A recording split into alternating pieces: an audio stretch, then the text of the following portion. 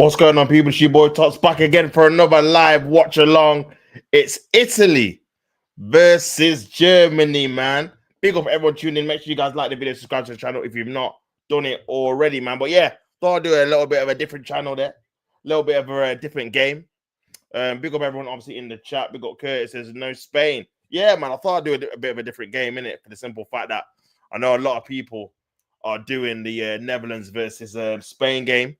So I thought I'd just change it up a bit, you know what I'm saying? Do something a little bit different, man. But yeah, big up anyway for being in the chat. Big up Shadow. Hope you're good, bro. Hope you're well. All of that good stuff, man. Big yourself up. And big up Jake. Hope you're well, my man. What's going on? Obviously, having a break from the obviously the normal football. Going into international break. Not my favorite time of year, obviously, but yeah, man.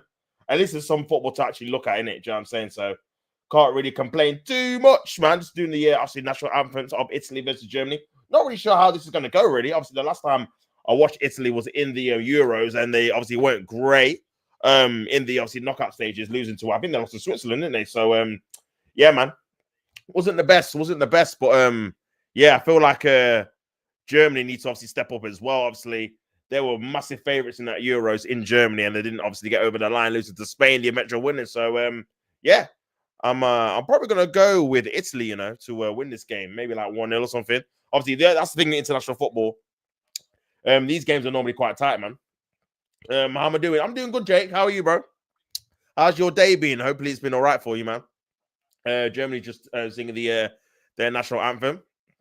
But yeah, like I said, man, at least we got some decent games on today, man. And obviously, Netherlands have got Spain. You got this game as well. I think France got Croatia as well. So yeah, decent games, man. Jake's the same. I'll go for Italy too. Yeah, that's what I'm feeling at the minute, man. I feel like Italy gonna get it over the line, but we shall see, man.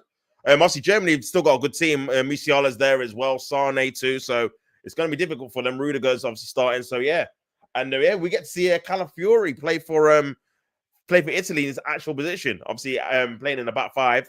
I think he's one of the centre backs in the back five in the three. Sorry. So yeah, we'll see. Obviously a lot of good players for Italy as well. Obviously, Donnarumma in goal. Moises Kean, man, formerly of Everton. I think he plays for Fiorentina now. I'm not even sure, actually. He's on so many clubs. So yeah. But yeah, big up everyone tuning in. Make sure you guys like the video, subscribe to the channel if you're new, all of that good stuff. Italy just singing their national anthem, and then we should be underway, man. Obviously, Tonali there, fresh off the cup win, Carling Cup win, Carabao Cup win.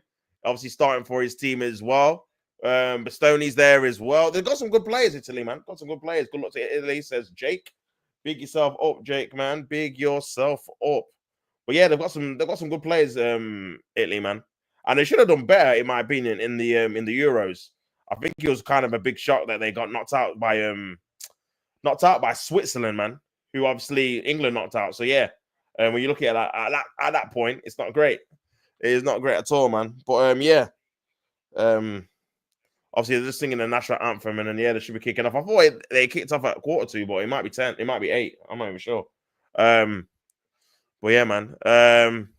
Yeah, 2 legs, obviously. This I thought it was the semi-finals, but it's actually only the quarterfinals, isn't it? Big up everyone tuning in. Make sure you guys like the video, subscribe to the channel if you want to become a member. The link is in the description below as well. And yeah, man, all of that good stuff. Make sure you guys do that. Italy have just finished off their national anthem, and yeah, we should be going ahead with the game, man. Should be going ahead with the game. Should be going ahead with the game, my friends. But yeah, it'd be good to see after you watch Italy play as well. Just to see Calafiori, to be fair, to see how he does in the Italian shirt compared to an Arsenal one. Obviously he's going to be playing in a more natural position than he has been for Arsenal, playing at left back. So yeah, we shall see, man. We shall see. Obviously got the managers there as well, Belletti and Nagelsmann. And yeah, man, as I said, I thought I'll try a bit of a different game, considering a lot of people are doing this Spanish and doing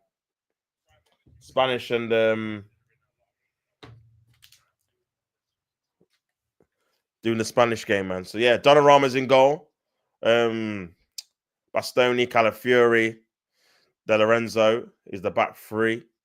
Edoji playing left wing back, Tonali. Barella's in midfield, and Moses Keane's up front. So yeah, man, Vicario's on the bench. So yeah, man, pretty strong team, to be fair. Pretty strong team. I can't even lie. Can't even lie, bro. Kimmich is captain as well as Donnarumma. But yeah, hopefully it's a good game. Hopefully it's a good game, man. Big up everyone tuning in. Make sure you guys like the video and subscribe to the channel. Just about to kick off. It must be an 8 o'clock kickoff then, unless it's been delayed by 5 minutes. Because yeah, they're still hugging and doing all sorts. So yeah, bit behind on the kickoff time. But unless it's my stream, let me double check that.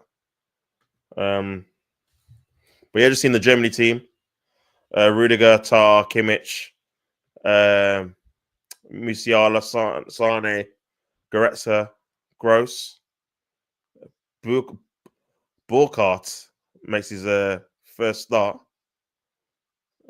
Yeah, he plays for Mainz, and they're third in the Bundesliga. I didn't realize Ortega's a German. I always thought he was Spanish or something. Big up Jake says tomorrow is England versus Albania. Yeah, I'll be doing that watch along tomorrow, bro. So make sure you come back tomorrow to watch me watch them. And all that. So yeah, that should be a good game as well. Fingers crossed. Fingers crossed, man. Obviously, Scotland have got Greece in the playoff. But yeah, I'm not really sure about these games, man. How important they actually are. But yeah, man. No, I think I'm behind, you know. I think I'm way behind. Here we go. I might be way behind, bro.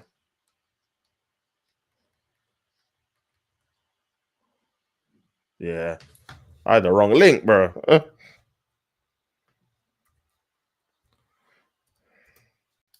already 2 minutes in. But yeah, man, here's Germany, Tar.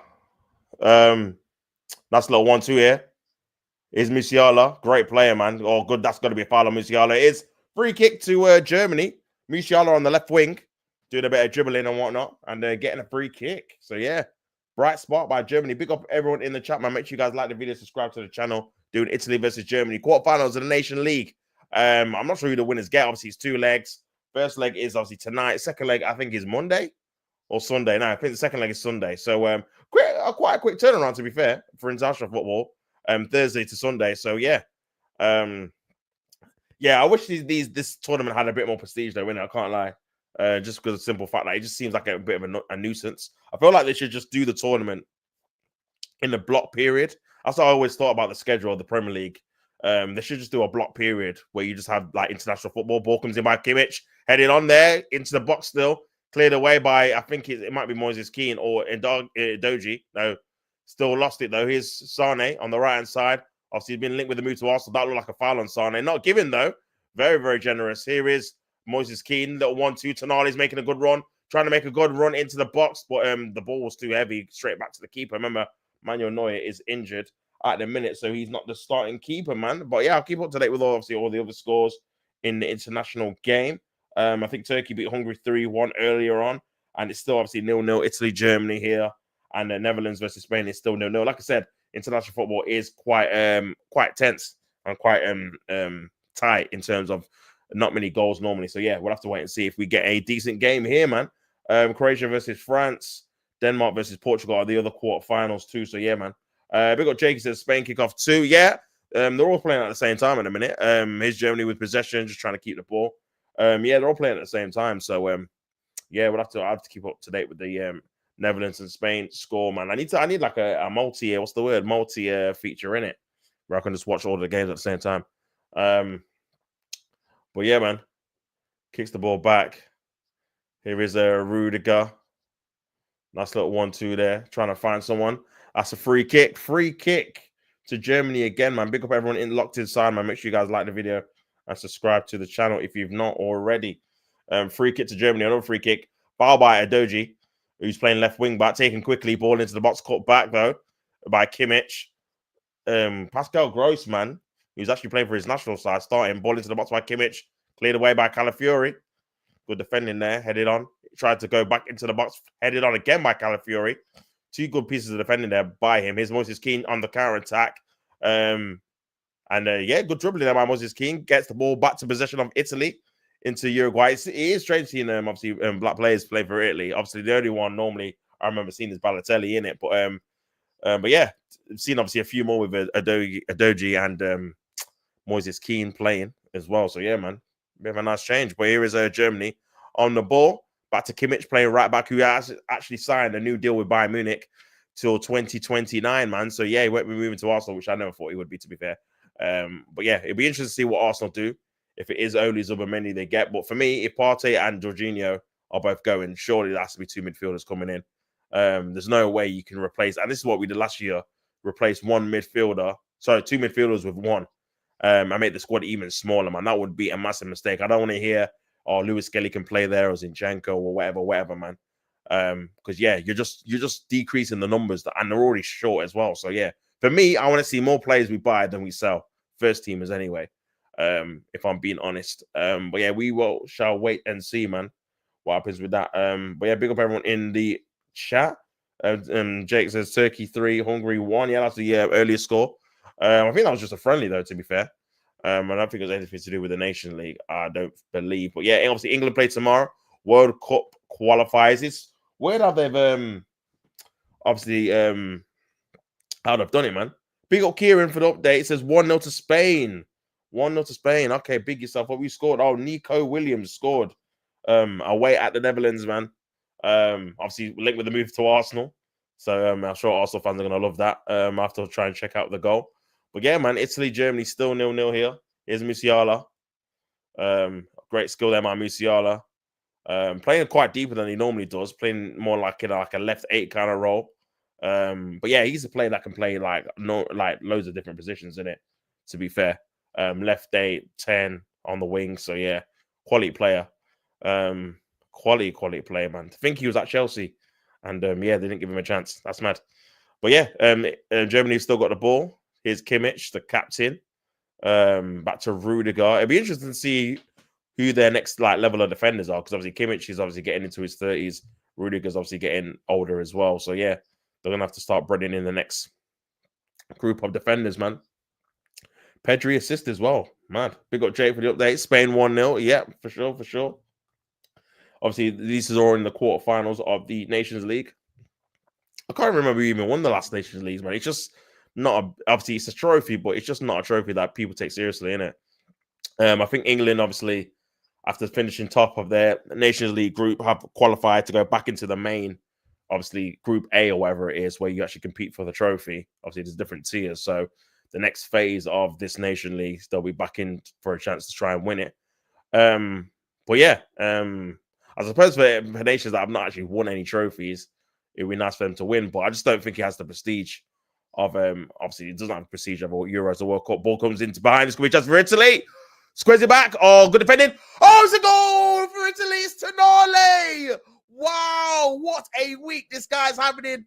Won the Carabao Cup final, opens the scoring against Germany, and it's 1-0 to Italy. 1-0. Let's go. Let's go, people. 1-0 to Italy. Great little play there. Ball in behind to find a striker, cuts it back. I think Tar tried to defend it, but yeah, Tonali is on fire, man. What a week this guy is having. I'm telling you, man. What a week. Got to say fair play, man. Good finish as well. Could have obviously lost composure and skied it, but kept his eye on the ball into like an empty goal and put it into the back of the net. Here is the goal again, in behind. Germany stretched. Keeper comes into no man's line. Cleared by Tar, but straight into the back of Tonali, who puts it away into the back of the nets. 1-0. 1-0, man. Yes, to Nale. I like that, man. Big up Kieran, bro. Big up Kieran, man. Big up fandom. Long time no see. Bro, don't tell us, Jake. I was on about the scores. Yeah, man. I mean, if people don't want to know the scores before it happens, man, then yeah, just keep it till obviously I react or whatnot. But yeah, big up the chat, man. Make sure you guys like the video if you're not already. Big up fandom. Not seeing you in a minute. Hope you're all right. And yeah, 1-0 to Italy, man. I did say 1-0 as my overall prediction, but yeah, they've scored earlier than I thought, to be fair. They've scored earlier than I thought, my man. But yeah, 1-0. And Germany are gonna have to come out and play now. Ball goes back into Italy. And to be fair, Italy hadn't really even troubled them going forward, to be fair. It was more Germany in possession, but Italy, I've got another chance here. Ball into an area here on the left-hand side. Could be another opportunity for Italy. Cuts it into an area and just goes out. I don't know if that took a deflection.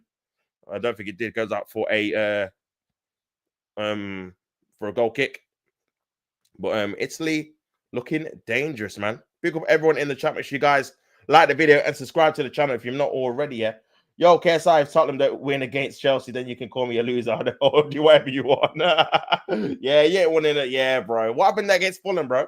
I'm not seeing you in a while, man. You've lost a lot of games since I last seen you. I think that the last game I seen you in the chat with us, like to do with Spurs, was that Brentford game that you won. I think. I can't remember another game. Correct me if I'm wrong if you've been here since then. But yeah, man, you've been losing all over the place, bro. I can't even lie. I'll be streaming that game as well. Chelsea versus Tottenham, 3rd of April, I think. So on a Thursday. So yeah, make sure you're in the chat for that, man. Big up everyone tuned in. Make sure you guys like the video. How many likes are we on? Only 4 likes, people. We'll get that up to 10 likes if you've not liked it already, man. Chill with Colin. Yeah, there was an episode with Chill with Colin that you were in, actually. I just remembered, yeah. But yeah, big yourself up, man. But yeah, man, you guys need to win it. Obviously, that's your next game. So yeah, you guys need to win. Away at the Bridge. I think you've only won there once in like 30 odd years. When Dele Alli scored. Did he score? I think he scored 2 goals and Eriksen scored. So yeah. Yeah, gonna be a tough task for you guys, man. Tough task for you guys. But yeah, big up everyone tuned in, man. Make sure you guys like the video. Fandom says we want Ange out. Nice, yeah. I'm not surprised, man. A lot of Spurs fans want him out. I'm surprised he's still got a job there, bro. I'll be so real. Like, I was convinced he was gonna get sacked. I was so convinced he was gonna get sacked. After what game was it? After you got knocked out the League Cup and the FA Cup, I was like, bro, there's no real point keeping him in. Like, there's actually no point. You're out of the 2 most trophies you had a bigger chance of winning. Obviously, you could have got to the final if you beat Liverpool. And then, yeah, you would have got to the next round of the FA Cup. But, yeah, you lost both games. So, there's nothing much really I can say about that, man, to be fair. I'm guessing you're going to sack him. Big up Jake says he's going to go. See you in a bit, Jake. I'm guessing he's going to stay there until you obviously either win Europa League or get sacked. Or, sorry, you lose the Europa League and he gets sacked. So, yeah. We'll have to wait and see, man. But yeah, you have to let me know who you want as a manager, bro. You have to let me know who you want as a manager if you do get rid of him. For real. Oh yeah, in Europa we won against AZ Alkmaar. Yeah, legit, man. You did, man. You did. But you've got is it Frankfurt in the next round? So I'm not sure how well you're gonna do there, bro. I'll be so honest. I'm not sure how well you're gonna do there, man. But yeah, difficult team, and I feel like your players, obviously, you get a lot of your injured players back. Obviously, not in the starting lineup. I see that you're taking your time with Van der Ven because obviously you got a setback after you rushed him back last time. So yeah, but yeah, I feel like some of your players need to get up to speed. Like Romero, he's been a bit sloppy when he's been playing defensively. So yeah, and obviously Solanke is not obviously banged in the goal since he came back either. So yeah, I feel like your team needs a bit of time. Especially with the injured players, they'll come back into form. But yeah, man, you need to win that Europa League. The league form, obviously, you're not going to get anywhere in terms of position-wise. You're probably going to finish 12th, 13th, 14th. But yeah, Europa League can actually get Champions League. So yeah, you need to try and win that if you can. But I can't really see it. I can't lie. I want Poch back. Wow, you want Pochettino back, man? That's crazy. We're so cooked. Big up Kieran, what's the game even on? On mine, it's Amazon Prime, innit? On my link, bro. But I think it's on Opta Sport as well. Sky Sport Germany. It's on a few different channels still. But yeah, it's not been really well promoted. Frankfurt, thank God, Mamouche isn't there. We tied with Bournemouth. Yeah, you're lucky Mamouche's gone, bro. But they're still a good team, to be fair. They beat I think they beat Ajax in the last round, and they were losing the tie, I think. And they came back and beat them, I think, 3-0 or something. Something like that. So yeah, they've still got some firepower somewhere in there somewhere, man. So yeah, crazy. I thought it would be on ITV. Nah, I think ITV have only got the England games, bro. All the like Nation League games. Ball into the box. This could be a chance. Oh, Goretzka's header over the bar, out for a goal kick.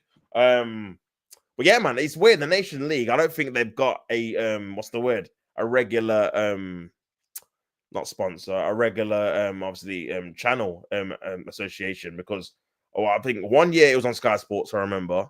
That's when England got to like, I think they got to third. I beat I think Switzerland on penalties when it was 0-0. And then I think last year, I think it was on like, was it on like, not Setanta Sports, it was on another channel. I think it was on Channel 5 one year as well. Like, it's been just all over the place, isn't it? I don't think anyone wants to pay the rights for games that no one's really interested in.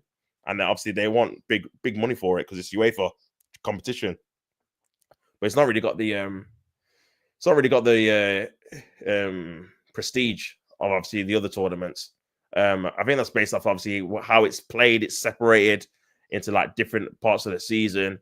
And yeah, it's not a traditional tournament where you're playing it in one venue and it's over in a period of time. I feel like they need to just come together and say, like, look, we're gonna just do this in I don't know, this amount of time. For the simple fact that it'll make it a bit more exciting rather than separate games in separate times, in separate stadiums. It doesn't feel like a proper tournament, and it just feels like friendlies. Yeah, but here's Musiala in the box trying to skill past players. But yeah, man. Big up fan them says you got to go. Yeah, big yourself out. I'll catch you in a bit. But yeah, Italy have just got the ball on the left-hand side. Big up everyone in the chat, man. Make sure you guys like the video if you've not already. And subscribe to the channel, man. Calafiori, who's had a decent start to the game, to be fair, playing in his more natural position of centre-back, inverting into midfield. But he's not really having those responsibilities of trying to go trap back and go 1v1 with a defender against him. So yeah, we'll see how he does throughout the game. Nice little ball into the pocket there. Playing it back, and Italy are just keeping possession. Barella, but nearly gave the ball away, but won back by Lorenzo.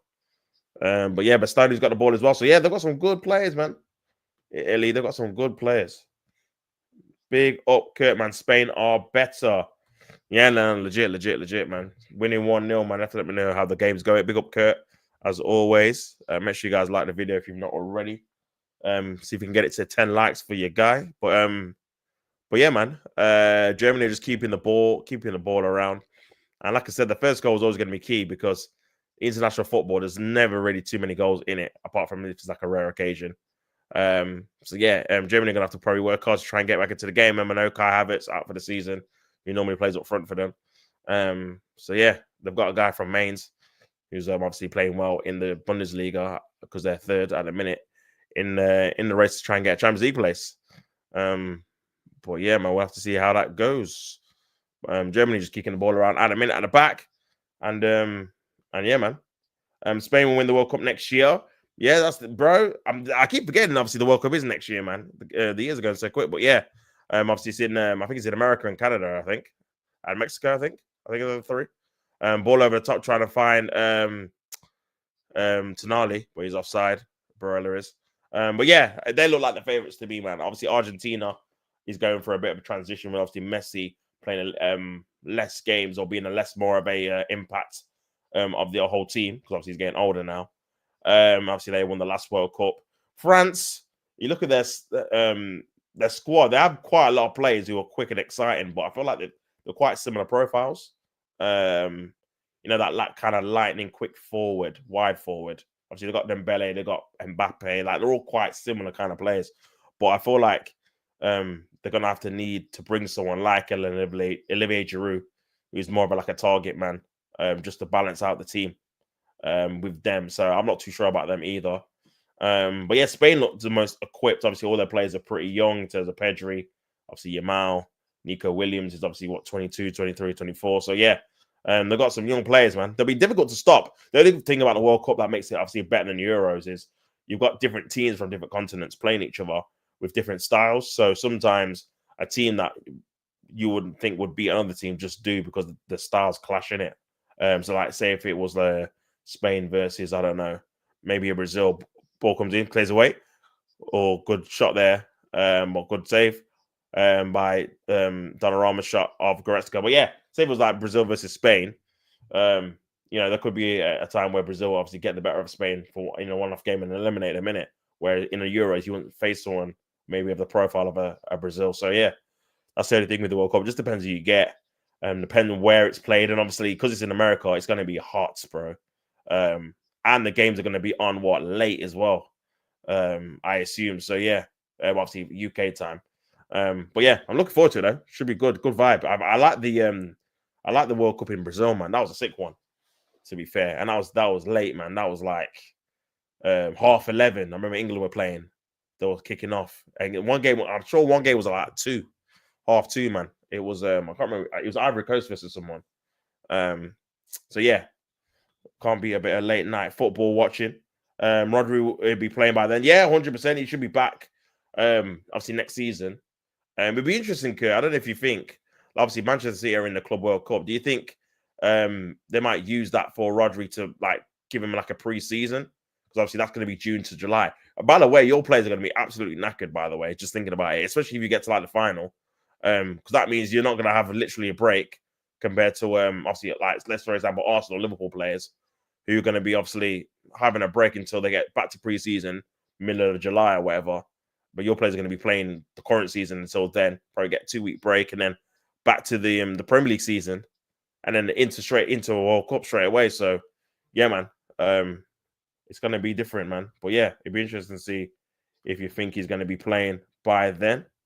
But yeah, man, Italy still winning 1-0. Goal from Tonali, who's having a fantastic week. Fantastic week. Well,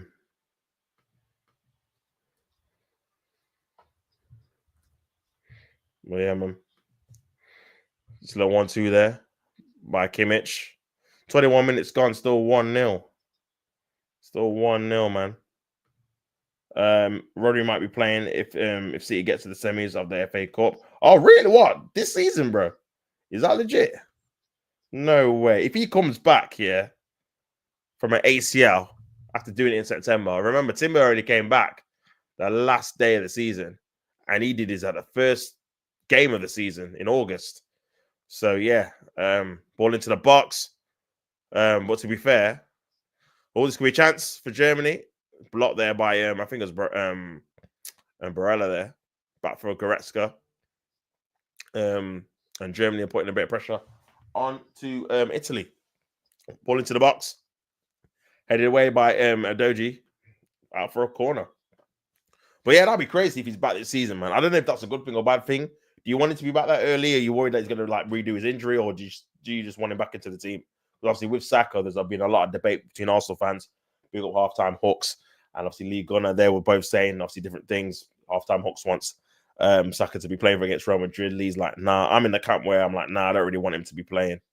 To be fair, because yeah, the long term risk is just not worth the reward, in my opinion. Because we could play him, he could have an amazing game, and we still lose the game. That's the crazy thing. Great finish there by Tonali. So I'd rather just not do it. Obviously, it comes down to not just Arteta, the medical stuff, what they say as well. You can't really go off what Saka wants, because Saka's going to obviously want to play Real Madrid. He's 23 in the Champions League. So he's going to be like, yeah, I'm going to be ready, even when he probably isn't. You've heard stories about Rooney saying, yeah, he was declaring himself fit when in that World Cup, he tore his hamstring, as well as obviously not being fully fit from his metatarsal injury, and still played. So yeah, man. Obviously he wasn't fit, but he just mastered it in it, so he could play. So that's what young players do. So yeah, man. I think for his own safety, personally, I just wouldn't do it. But we shall see what happens, man. But yeah, Germany have got a corner, 1-0 down in Italy. This could be a chance for them to equalize. Ball comes into the box there. It's a high one. That like a foul on the keeper. And he's giving a foul, man. He's giving a foul. I'm sure when Donnarumma went down, he knew what he was doing. And he gets the free kick, man. So free kick to Italy. So yeah. It was Calafiori on your man there. It was Calafiori. But yeah, big up everyone in the chat, man. Make sure you guys like the video if you've not already. 24 minutes gone. 1-0 to Italy, man. Just redoing it again. Flicked on. Headed away. for Germany. Well, yeah, man, make sure you guys like the video if you've not already. And subscribe to the channel, man. Ball comes in, flicked on, flicked away. Rudiger's trying to get the second ball headed on. Kimmich. And Germany just trying to keep the ball. Just trying to keep the ball. Oh, 1-1. Netherlands versus Spain. Cody Gakpo with the equalizer, man. So it's looking like a good game over there. Musiala. It's looking like a good game over there, to be fair. Gakpo with the equalizer, 1-1. So all square. All square, man. But yeah, still 1-0 here. Italy versus Germany. And yeah, Germany just keeping possession at the minute. Flicked on into the path. This could be a chance here. Good defending there by Italy, but he's going to go out for a corner to Germany. Corner for Germany, man. Could be a good opportunity. Big up everyone in the chat. Make sure you guys like the video, subscribe to the channel. If you're new, man, doing watch-alongs every single week. Obviously, we're doing one for England versus Albania tomorrow at Wembley. World Cup qualifier. Thomas Tuchel's first game in charge of the English national team. How well would he do? Will he play it free at the back? Will he start Kyle Walker? All of these questions are going to be answered on the next episode of T-Chance Sports. Watch along. Corner to Germany. Kimmich is going to take it. Can he put in a decent ball? Looks like a foul on Rudiger there, and the referee is going to stop it for a couple of words to stop the foolishness, shall I say, in the penalty box, man. Big up Vidic, man, said international break. Tears.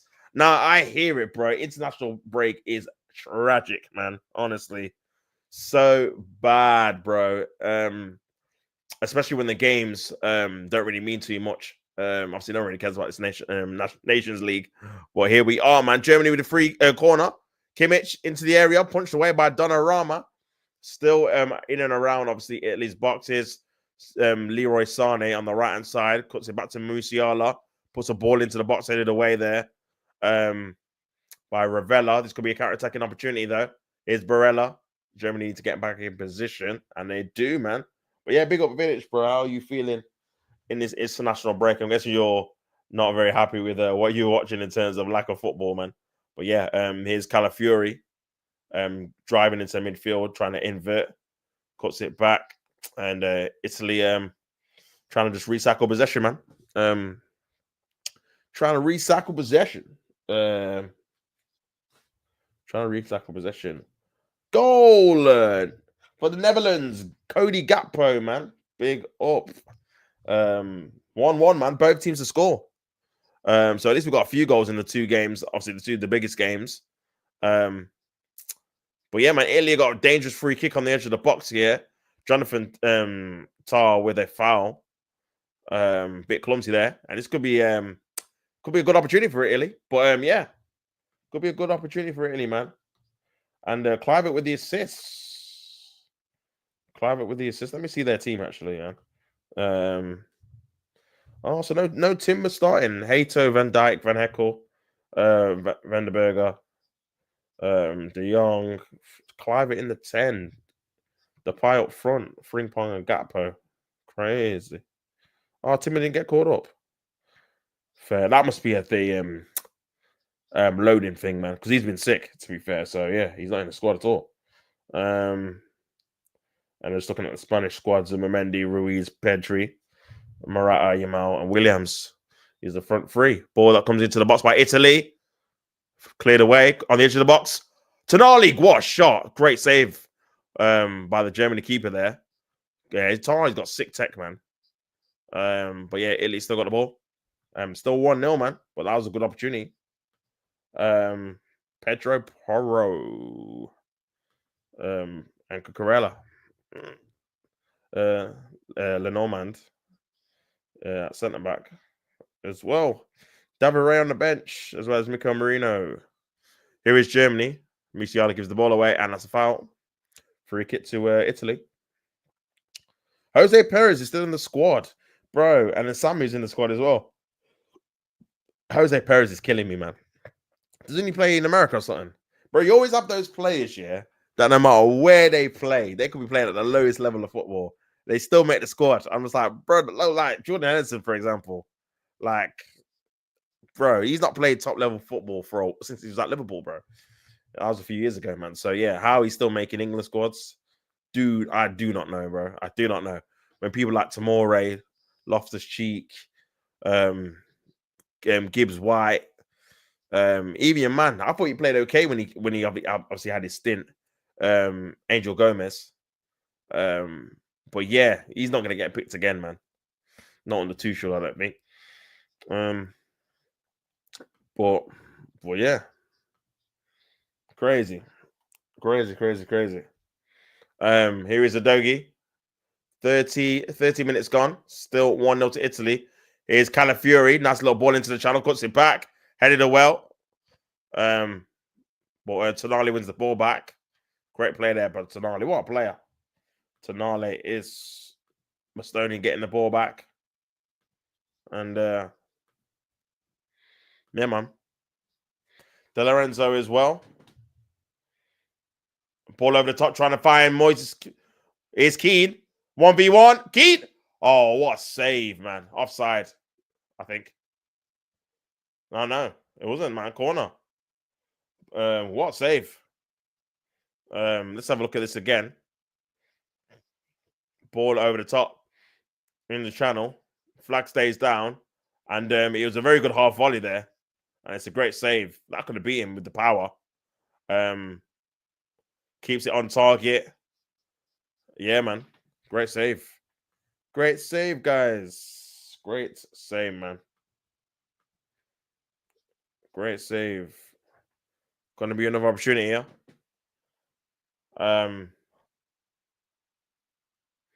Corner to Italy.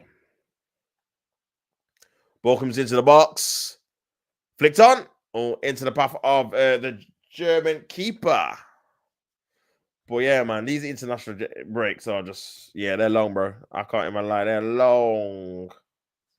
They are long. Here's Rudiger. Half an hour. 15 minutes for Germany to try and find something. Not really tested Donnarumma too much, if I'm being honest. Looks a bit basic, their formation. Quite a lot of switching going on with Musiala and Sane and Kimmich and Gross as well. But yeah, I'm not really seeing the main striker play too much. Who plays the mine. So yeah, man. It's crazy. Italy have been the better team for sure. Obviously, still 1-1. Netherlands and Spain. This could be a chance here. Sane from the goal kick. Good defending there by Tonali. Good defending there by Tonali, man. Mm-hmm. There's Udogie on the left-hand side. Here's Calafiori.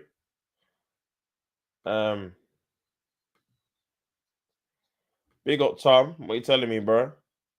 What's going on? Nothing much, bro. Nothing much. What you saying, man?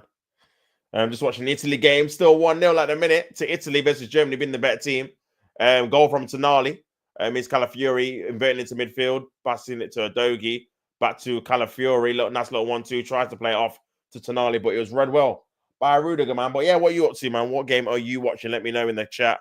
If you're watching this game or the Spanish game, let me know, man. Let me know. Make sure you guys turn on your obviously notification bell as well. Tonali, nearly losing the ball out back to Donnarumma. And we go again.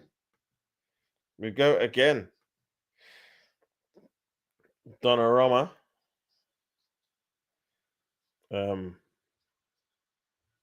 That's a foul. Free kick for free kick.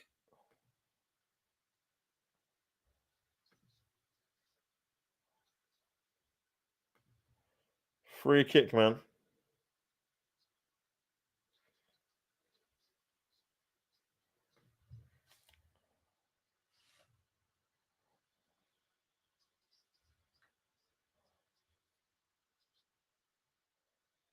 Yeah, man. Ailey's just got the ball at the minute. Big up Tommy says I'm watching Spain. I hear that. Obviously a lot of people thought Spain would be Pretty easy winners. Pretty easy winners, man, but not so far. Not so far in a minute. Not so far in a minute, man. Still 1-1. Still 1-1, man. Big up everyone tuning in. Make sure you guys like the video and subscribe to the channel if you've not already, man. Big up Kurt says Lee and Gal done a starting 11 with Arsenal versus Real Madrid players. Did they actually? That's bro. If a Gal did a madness, man. I'm trying to think who would even get in from Arsenal. If anyone, I don't even get anyone. I'm trying to think. Maybe Saliba or Gabriel in one of the centre back pairings with Rudiger. Bar that,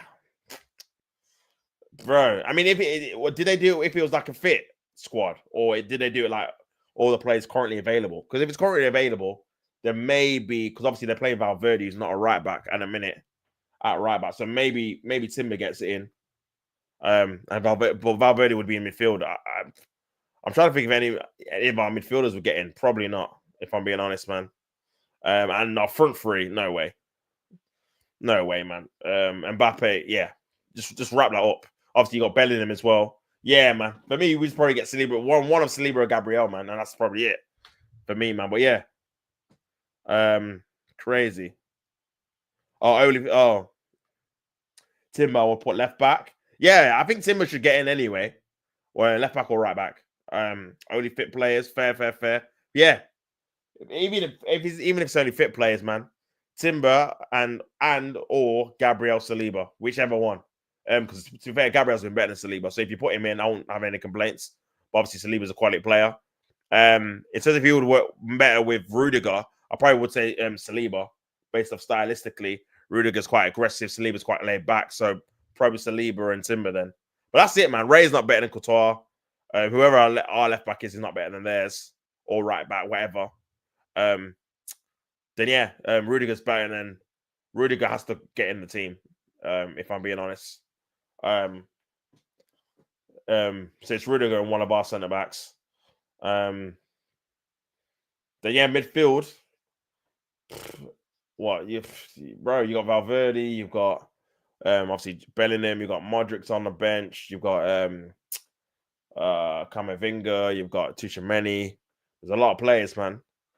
I can't see us getting anyone in. Maybe, I mean, Rice. Would Rice get in?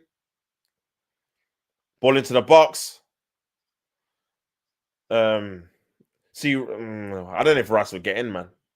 Rice would only get in if it was based off like profile of player. So someone that does something that not probably their players do, but they don't really need to. Obviously, they're more on the ball. Obviously, they work hard off the ball as well. But if you wanted someone in just to literally just be that guy that presses, wins the ball back in certain areas, anticipates danger, and it's literally just kicks it off to another person to build up and do progressive passes, then yeah, then maybe, yeah. But to be fair, I don't think they need it, man.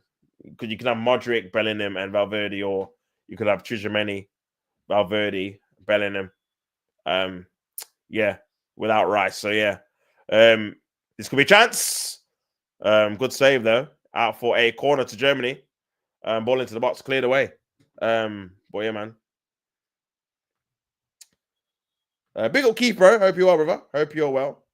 Igal said Rice over Camavinga. I don't know about that, man. Tops, did not know you were doing these matches, bro? Mate, yeah, bro. It was just a last minute thing, bro. I just thought, why not? Watch some different matches on. I was going to do the Spain and Netherlands game, but I seen obviously quite a few people were doing that, so I just thought, let me just do a different game, man. Give people a different option, man. But yeah, beat yourself up, keep. Hopefully you're still buzzing from the Carabao Cup game, and obviously your man Tonali scored the only goal of this game, man. So yeah, he's in great form. He's had a great week, winning a cup, winning a trophy, and scoring for Italy against Germany in Italy. So yeah, they are winning 1-0 still. About 5 minutes ago, Germany got a corner. Big up Kurt. Sorry, says Lee said Modric, Jude Bellingham, Camavinga in the midfield. Yeah, that could work. That's what I'm saying.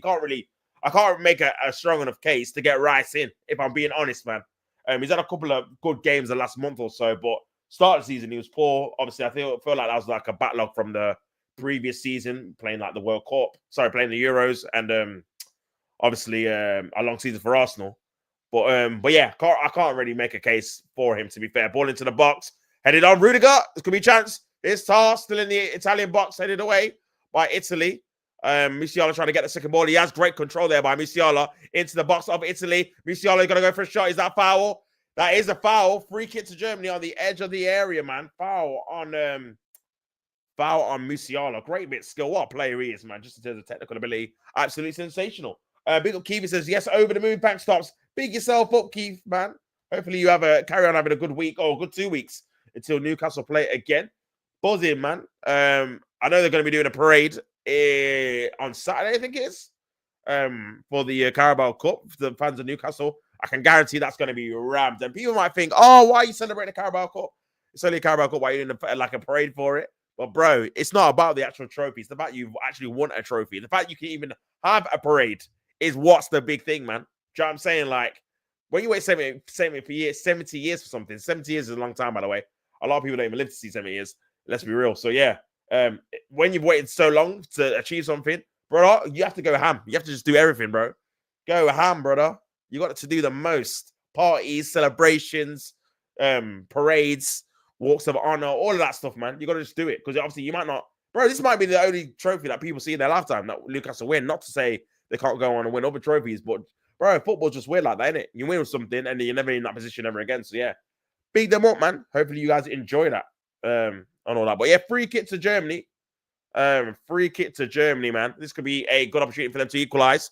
Who's going to take him? Musiala's there. Sane's there.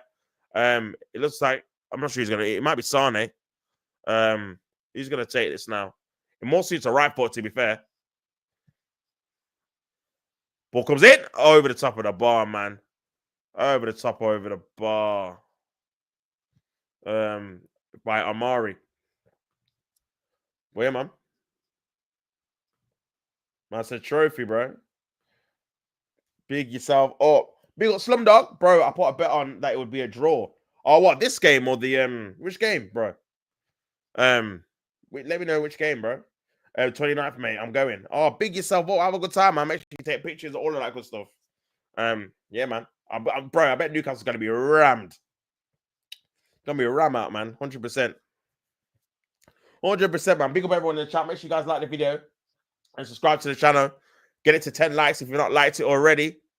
And yeah, make sure you turn the notification bell on so you never miss me doing a watch along or a video, man. Obviously, I'll be doing a watch along tomorrow. England versus Albania. That should be fun. And yeah, man, make sure you guys tune in. But big up everyone in the chat already. That looks like it's another corner to Germany. And yeah, good. Another good opportunity before halftime for them to score. 2 minutes to go. Plus any kind of injury time for them to try and get another goal. Here's Kimmich to take the corner. Ball comes into the back, into the box, headed up, cleared away for another corner. So yeah, Goretzka trying to attack it there, but good defending there by Tonali for another corner, man. Another corner. By Kimmich. Can he be better? Corner comes in by Kimmich. Oh, still in the area. Is that penalty? No, free kick given to Italy. Foul by Rudiger on Donnarumma. And Rudiger's not happy with it, but the foul is given. That was a good opportunity for Germany to equalize there. Yeah, foul on the keeper, man. Foul on the keeper, bro. But yeah, man. Foul on the keeper. And yeah, minute to go, man. Until half time. Minute to go, brother. Still 1-1. Netherlands versus Spain. Remember, it's only the first leg. Only the first leg, man. But big yourself up. It's Tonali. It's a Moses Keaton. Is that foul? No. Bill keeps his house. Tonali playing, mate. Yeah, Tonali's playing very well, to be fair. Italy have been the better team. And yeah, Tonali obviously scored the goal, but not just the goal. His work off the ball. He had another shot that the German keeper saved from outside the box. It was a good save. And yeah, it's been good, man, off the ball and on the ball. To be fair, so I can't really say anything bad about him, bro. France are losing 2-0 away at Croatia, man. Perisic scoring. Crazy. Tonali's got the ball again, just loses out there to Musiala. 2 minutes of injury time. But Musiala gives the ball back to Italy. And yeah, Germany have just not been on it, man, in terms of like quality up front. Which is crazy considering the generation. I mean, I say it's a generation, but what, 15 years ago when they had that side with Muller and bro, crazy. Ozil, Muller, Goretzka. Yeah, man, crazy. Good tackle there by Tonali. And this could be another chance for Italy to score. Here's a doggy on the left. Can he put a good ball in? Cuts it back to Tonali. Calafiori, who's been pretty, he's been all right on the ball, man. He's been quite protected though, to be fair, which is obviously a good thing. Considering he's not been exposed like he has been at Arsenal in terms of not being able to run back and being left in an isolated position with the wingers. Italy are pretty much protected that from happening in this game. He's more playing a central role, driving forward, man. And I do feel like that needs to be explored by Mikel Arteta. But obviously he's got a problem because he's got Gabriel there and Calafiori is there as well. So yeah, only one can play at one time in that centre back position. And Gabriel's hardly ever injured. So yeah, bit of a conundrum there in terms of, because for me, I can't see how Calafiori can be a success at left back, man. It just doesn't suit him. Ball into the box, this could be a chance.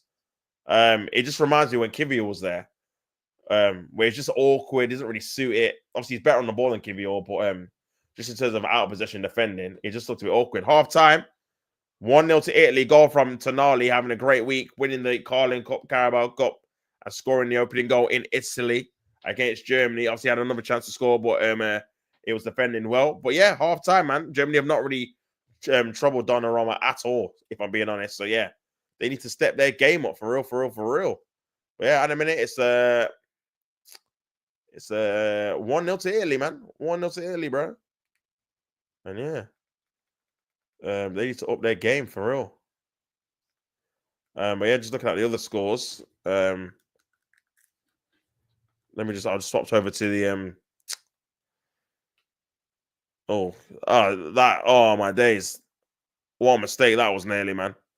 I'm just watching the highlights of the Denmark-Portugal game. And they're keeping a 3-1 in his own net, man. That's crazy. Still 0-0, obviously, they're half time. It's a bit annoying that they're all playing at the same time and not like a kickoff or whatever. Republic of Ireland are beating Bulgaria. In a Nations League playoff. I just don't get what these playoff games mean and all these things, man. It's just a bit mad. But yeah, France losing to Croatia was not on my bingo card. I'll be honest. Let me see what their team is.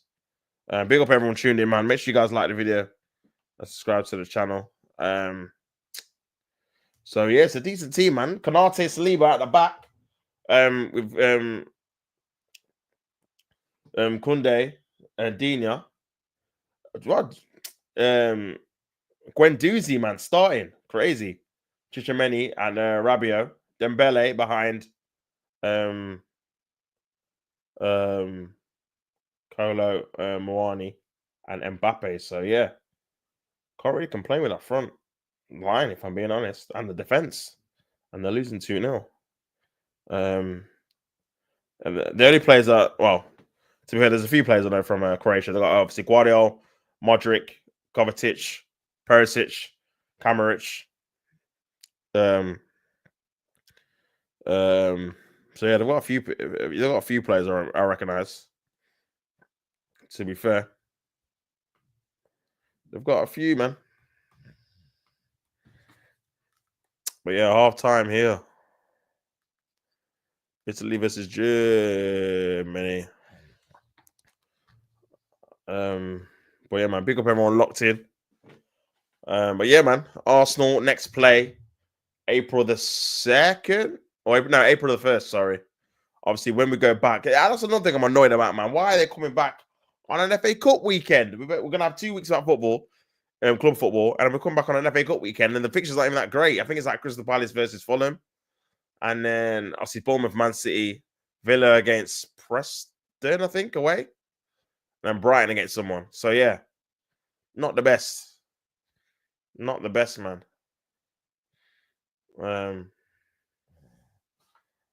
Not the best. Fulham versus Crystal Palace. Well, yeah, man. Brighton, Nottingham Forest. But yeah, Brighton have never won a major trophy, man. So yeah, good opportunity for them to get to. Remember, this is the quarterfinals. So yeah, if they win this, they go to Wembley, man. Semis. So either Brighton or Forest in the semis at Wembley. Crystal Palace or Fulham at Wembley. Preston or Villa at Wembley, and then Man City or Bournemouth at Wembley. So yeah. Oh, what a chance for Arsenal to win it, man. We would have had Man United, we would have had Leicester at home, Fulham at home. Then what? Crystal Palace away? No, Crystal Palace at home. Oh my days, man. Just not good enough, man. Just not good enough. But yeah, man.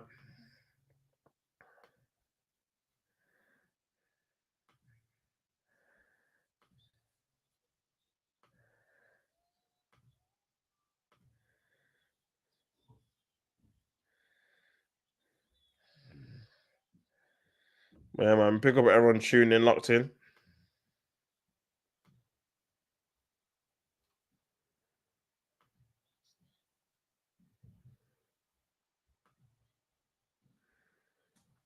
Big up everyone tuning in, watched it. Make sure you guys like the video, subscribe to the channel. Half time's obviously gonna start in about 5-6 minutes. Yeah, man. Italy versus Germany, man. Italy versus Germany. But yeah, man. Oh, they missed the penalty, did they? Oh, Eriksen missed the penalty. Peak, yeah. Just watching the Germany, the Denmark Portugal game. Just watching the highlights. Here's Højlund, cuts it back. Cuts it into an area. Oh my days! How did he not score that? Eriksen missed the tap in, brother. So he's missed the penalty and literally missed like an open goal off the line, but he should have scored that, man. Especially how close he is into an area. Oh, he's on a howler. He's gotta be bagging that. Obviously Ronaldo's still playing for Portugal. I don't know how, but yeah, crazy. 40 years old, you know. Madness. It's a madness. It is a madness, man.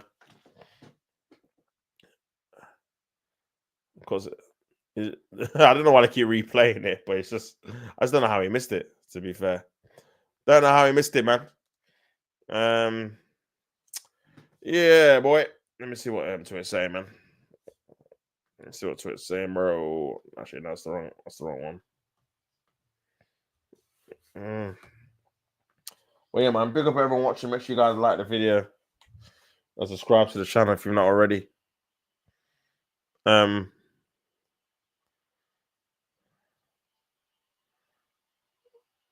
Palmer.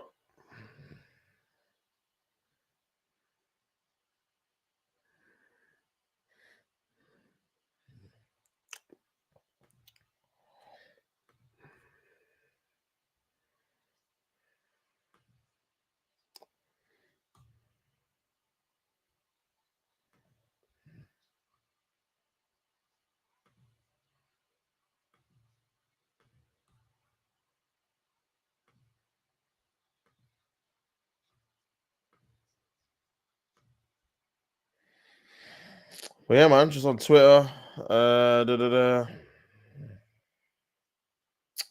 Man.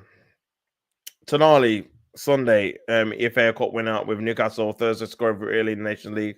What a good week for Tonali, man. 100%, 100%. 100%.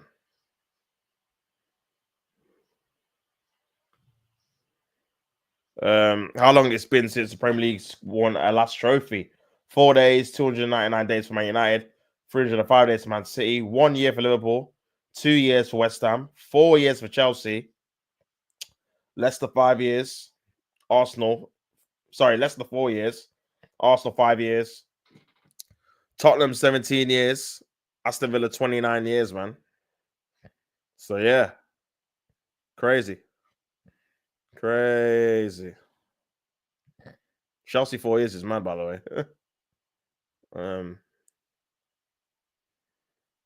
yeah, man.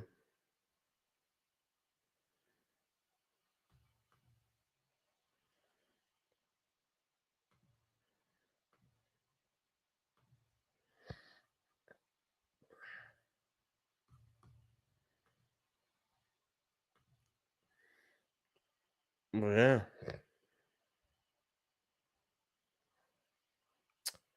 Bro, just gonna kick off soon again. Slovakia versus Slovenia. What a fixture. What a fixture, lad.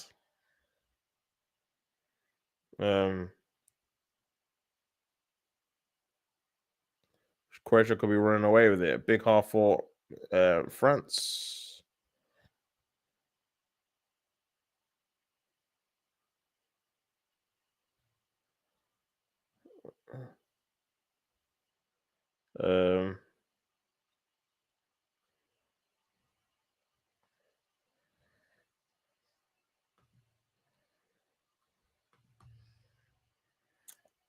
But yeah, man.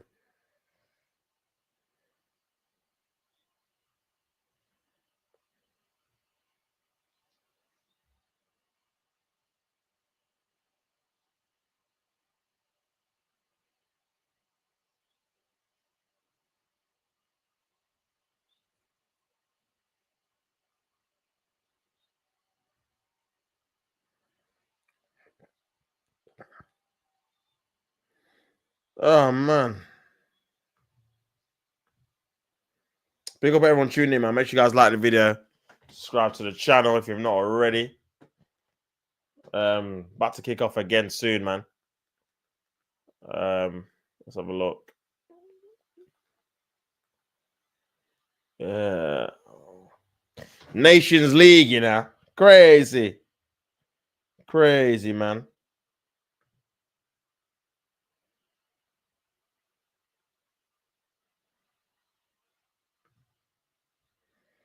Crazy.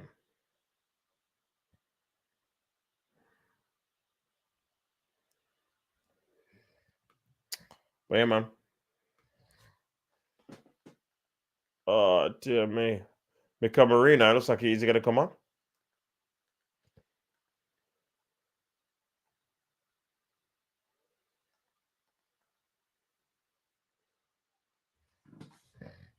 I ain't too sure.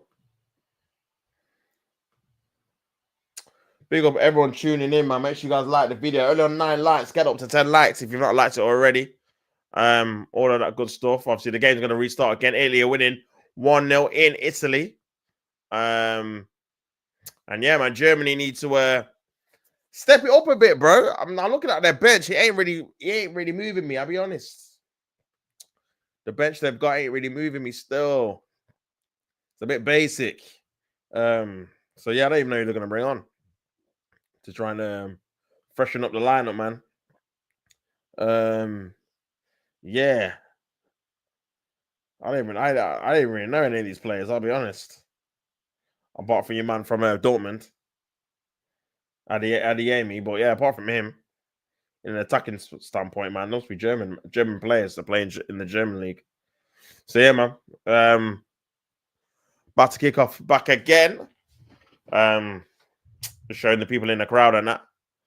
But yeah, I mean, I did say 1-0 Italy. before the start of the game. It's 1-0 at the minute. I kind of see Germany scoring. Not at the minute, man. I'll be honest. I can't see them scoring, bro. I can't see them scoring. But they definitely could prove me wrong, though. But yeah. But nah, man. The joys of international football.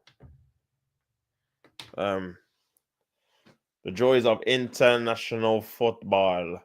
But yeah, Italian players are just coming back out. Just seeing Calafiori, a Doji, or a Doggy, Donnarumma. He's tall, man. Jesus. He's so tall. But yeah, Italian players are coming back out now. So yeah. Big half for Italy. Remember, it's only the first leg, second leg is on Sunday. I'll decide which I'll probably do the second leg because why not? I've committed now, innit? I've committed. So yeah, man. I've committed, guys. So yeah, Italy are coming back out as well.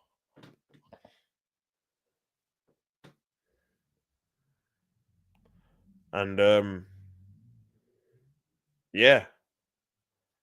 Italy and Germany both coming back out. So yeah, we'll see. We'll see what happens, man. We'll see what happens. Yeah, 1-0 at the minute. 1-0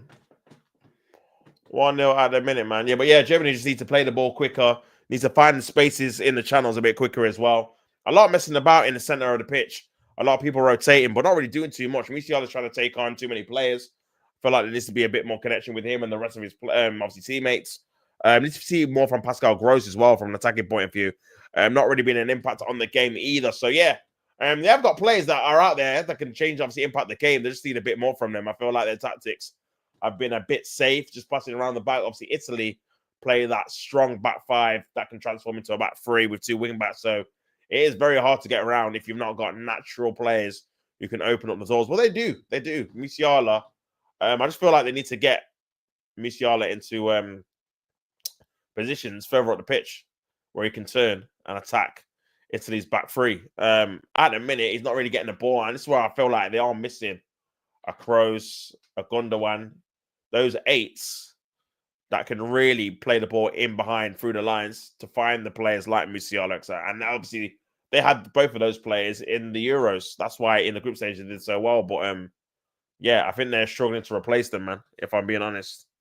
They are struggling to replace them at the minute. Obviously, Goretzka and Gross are doing their best. But yeah, you need a bit more from them, man. Amari needs to do a bit more as well on the right. But yeah, Schlotterbeck and Klein D's coming on. Burkott's coming off. So yeah, making a few changes. Making a few changes, man. So yeah, this Klein D's coming on, striker. Again, I don't know these players, man. So yeah.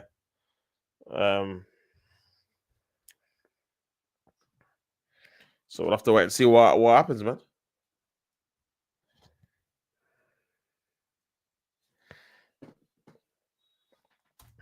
Here we go. Second half on the way. Second half on the way, man. Germany. Poor kick there by the German keeper. But yeah, the Tonali goal, the only goal, obviously separating the two sides. And a minute, Germany need to really step it up in the second half, man. Needs to step it up in the second half. Pick up everyone in the chat. Make sure you like the video if you're not already. Subscribe to the channel if you're not already. All of that good stuff, man. Here's Udogie with the throw-in. He's got Calafiori free, transfer into Moises Keane. Gives the ball away into Musiala. It's going to be a chance here for Germany. Bit quicker. Leroy Sané needs to be a bit, obviously, I say a bit better, just giving away the ball by Bolitano.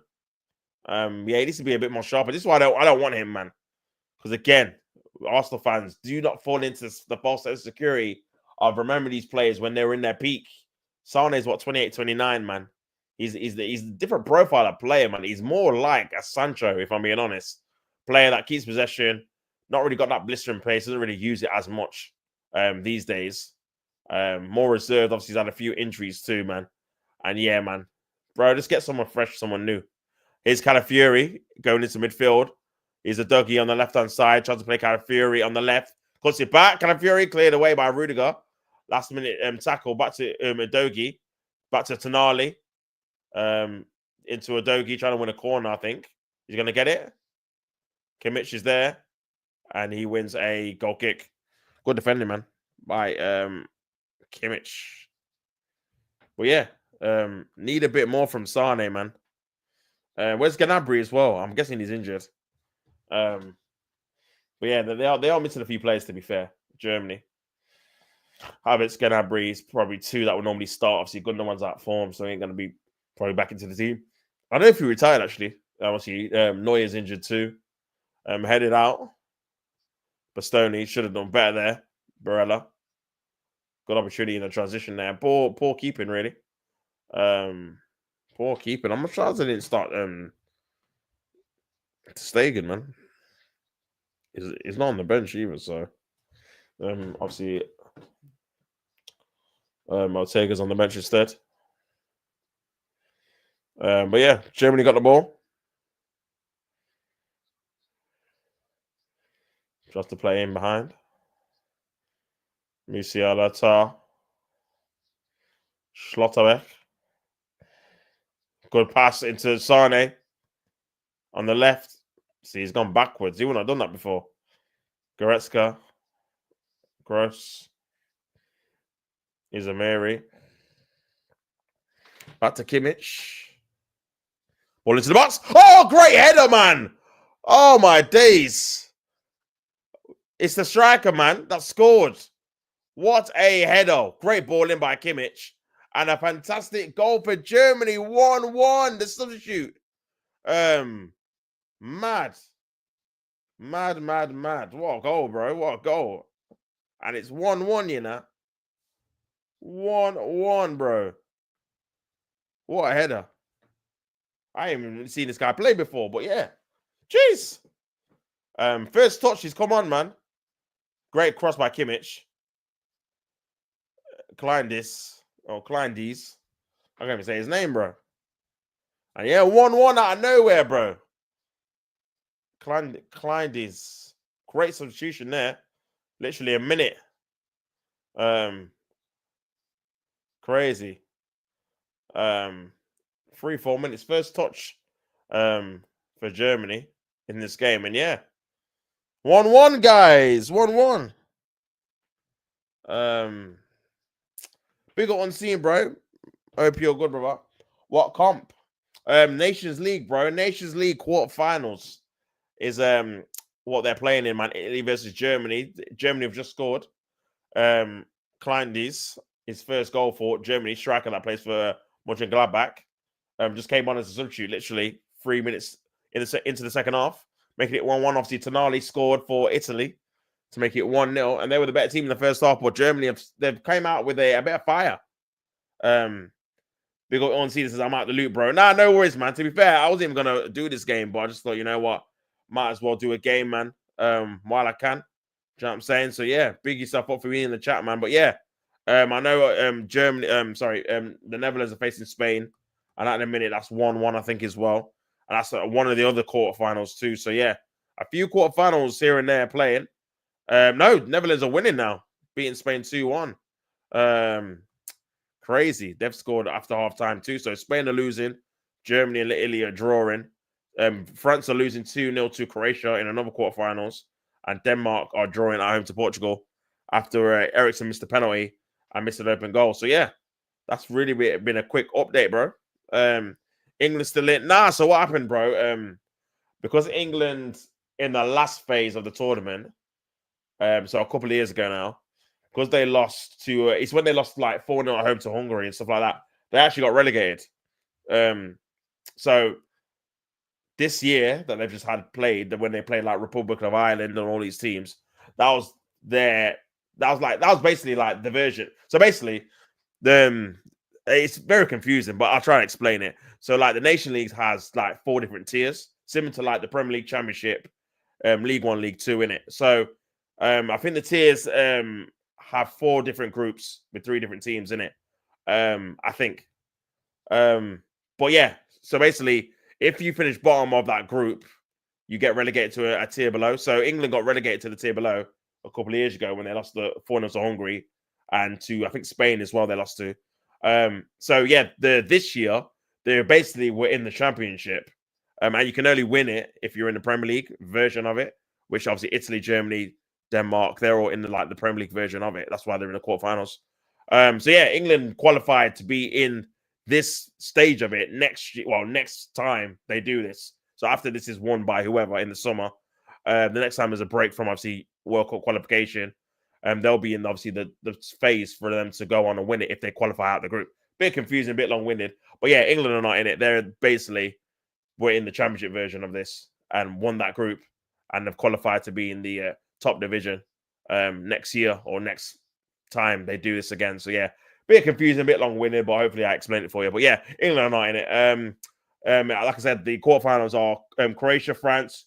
Croatia winning 2-0. Denmark, Portugal 0-0. Italy 1-1 with Germany. And Netherlands are beating Spain 2-1. There's 2 legs as well. It's going to be Chaz. It's Kimmich. Good save there about the Donnarumma corner to Germany. But yeah, there's 2 legs as well. The second legs are these ties on Sunday to get into the semi-finals. And then I believe the semi-finals are in the summer, I think. I could be wrong, though. But I think they are. So, yeah. But yeah, big up yourself, bro. Big up yourself. Damn, England in the championship. Yeah, legit, man. Legit. It gets like that, man. Lewis Kelly's in the England squad as well, bro. Deserved 100%, bro. For me, even when Eric should have been in it as well, personally. Based on what he's been doing. But yeah, 100% deserved, man. He's been tremendous for Arsenal. Coming in at left back. Remember, he's not a left back, he's a midfielder. Ball in the box here by Germany, cleared away by Italy, trying to play a ball into transition. But yeah, that's a foul there. But yeah, came in at left back and has been, for the majority of the time, very solid. Obviously, he's made a few mistakes towards the latter end of, obviously, the season with the red card against West Ham. Obviously, should have got sent off against PSV, but he's 18. He's a youngster. We've overplayed him anyway. But the times he's come in, he's been tremendous, man. Fantastic performance against teams like Man City and Chelsea and stuff like that. So yeah, he's thoroughly deserved it, bro. And I think he'll play. I don't know if he'll start, but I think he'll definitely play because England lack a lot of decent left backs at the minute. Luke Shaw's always injured. Lewis Hall's now injured as well. They've got Livramento who can play there, but he's more like of a right back. So yeah, when you look at the options, bro, there's not too many. Obviously, we've spent the last 2 tournaments playing Trippier left back, who's obviously not left-footed. You've literally got a guy who's not a left back, but he's at least left-footed, and he's very, very technical. So yeah, it's definitely something to look into. So yeah, it'll be interesting to see if he starts. Here's kind of Fury, great player there, and that's a foul by Amari, and that's a free kick. That is a free kick, man. So yeah, brother. Is Ramsdale in? Yeah, Ramsdale's in it. He's took 4 keepers, which I'm pretty surprised about. I always thought 4 keepers was too much anyway. I always think 3 keepers too much. I feel like it should just be 2. And then if there's an injury, you can have an option to bring in a backup because 4 keepers is excessive, man. You're probably only going to play 1, maybe 2, if he wants to change the keepers. But yeah, 4's a bit mad. Here's Italy. Ball into the box. Balatana. Cuts it back. Ball into the box by Italy. Headed on to the basket. Corner. But yeah, man. But yeah, Ramsdale is in. Livramento, ex-Saints. Yeah, man, you got a couple of Southampton players in there. Obviously him, Ramsdale. I'm sure there's someone else as well. That used to play for Southampton. Why for that? You're never not going to get more than 1 injury. Yeah, that's what I'm saying, bro. Especially for a keeper. It's rare for keepers to get injured anyway. You might get a red card in a game. So, yeah, cool. But bar that, man. And even that's rare. Pull there by Italy out for a goal kick. But, yeah, even that, bro. To get red cards is very, very rare. Especially in international football. You hardly really see it, really, for a goalkeeper anyway. So, yeah, man. I just feel like 4 is a bit excessive. I think it's... Who is it? It's obviously Pickford, Ramsdale, I think Dean Henderson, and I want to say Who's the other one? I'll see if I can try and get the key. I'll see if I can try and get the squad up actually, man.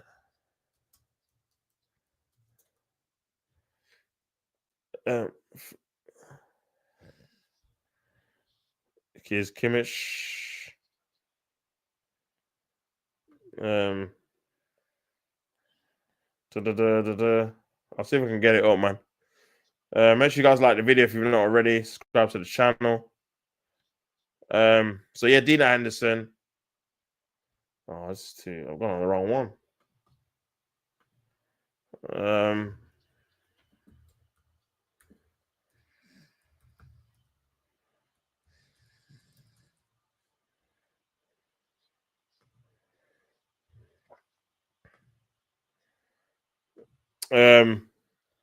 Who's the worst pick in your opinion? Oh, I'm not even sure. You know, I want to say Kyle Walker, bro.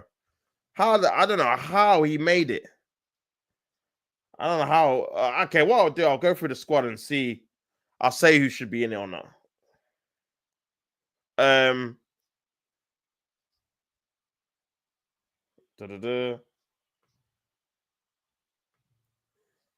Germany's on the edge of the box here. So yeah. So it's Pickford. I say yeah, he should be in it. Ramsdale. Yeah, I say he should be in it. James Trafford. I'm not sure if he should be in it, man. I'm not sure. And Dean Henderson, I don't think should be in it either. I think I would have just picked Pickford and Ramsdale for me. But here we go. Dan Burn. See, based off of the cup final, I'll say yeah. And he's had an okay season, but I suppose it's literally because there's a lack of left backs, man. So yeah, I say yeah. Levi Colwell, not been the greatest, if I'm being honest. I feel like he's pretty lucky to be in there. So maybe not. Mark Gay, I think it's been decent. Chris Wallace had come into a decent run of form. 22 appearances, which is more than I thought he'd made. Reece James only made 16 appearances, even though he's been on the scene since what, 2017, 16? So not a lot of appearances there. Obviously, he's always been injured. Very fortunate to make it. I feel like the fact that Tuchel's his former manager played a part, but that's just me. Gerald Kwanzaa, no, he should not be in it. He doesn't even play for Liverpool, so yeah, no, he shouldn't be in it. Livermore, I'll say yeah. He's been good for Newcastle. Skelly, yeah. Kwanzaa, yeah, I think he's been all right for I think he's been all right for a Villa this season. Kyle Walker, no. He should not be in it. Eze. Oh, it's Gibbs White. Wait, I think I'm reading the wrong thing, I think. No, I'm not. No, I'm not. So Eze. Yeah. I'd bring him in it. See, you're saying here Morgan Gibbs White, so he must have been called up because he was not in the original. He was not in the original thing. This is on the official England website as well, so he must have been called up, bro. Because when I read it, yeah, he's been added, man. He's been added, bro. And he replaces Cole Palmer. No Tomori. No, bro. No Tomori, bro. Jordan Henderson's crazy. I know, man. So, yeah. So, obviously, Palmer's injured. So, Morgan's Gibbs White should have been in it anyway. So, yeah. Curtis Jones, I don't think he should be in it either, personally. Yeah, Jordan Henderson's crazy. Declan Rice, yeah. Morgan Rogers, yeah. I think he's been good for Villa. Bellingham, obviously. I think Bowen's picked up his form since his injury at West Ham, so yeah. Foden. I ain't too sure, man. But he's going to get picked, in he? But yeah, I ain't too sure. 43 appearances, only 4 goals, man. Anthony Gordon, I say yeah. To pick him. Obviously, Harry Kane. Rashford, I'm not sure about either, man. I ain't sure about him either. He's been okay for Villa, but nothing mad. And Dominic Solanke. So yeah. Yeah. So there's a few there I'm like, I don't know if I would have picked them, to be honest. No,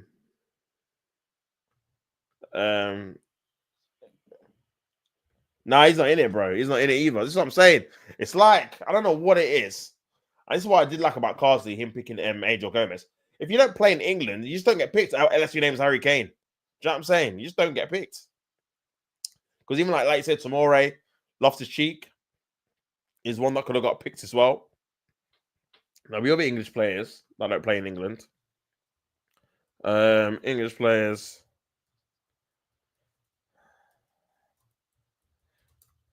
Yeah, that don't play in the Premier League.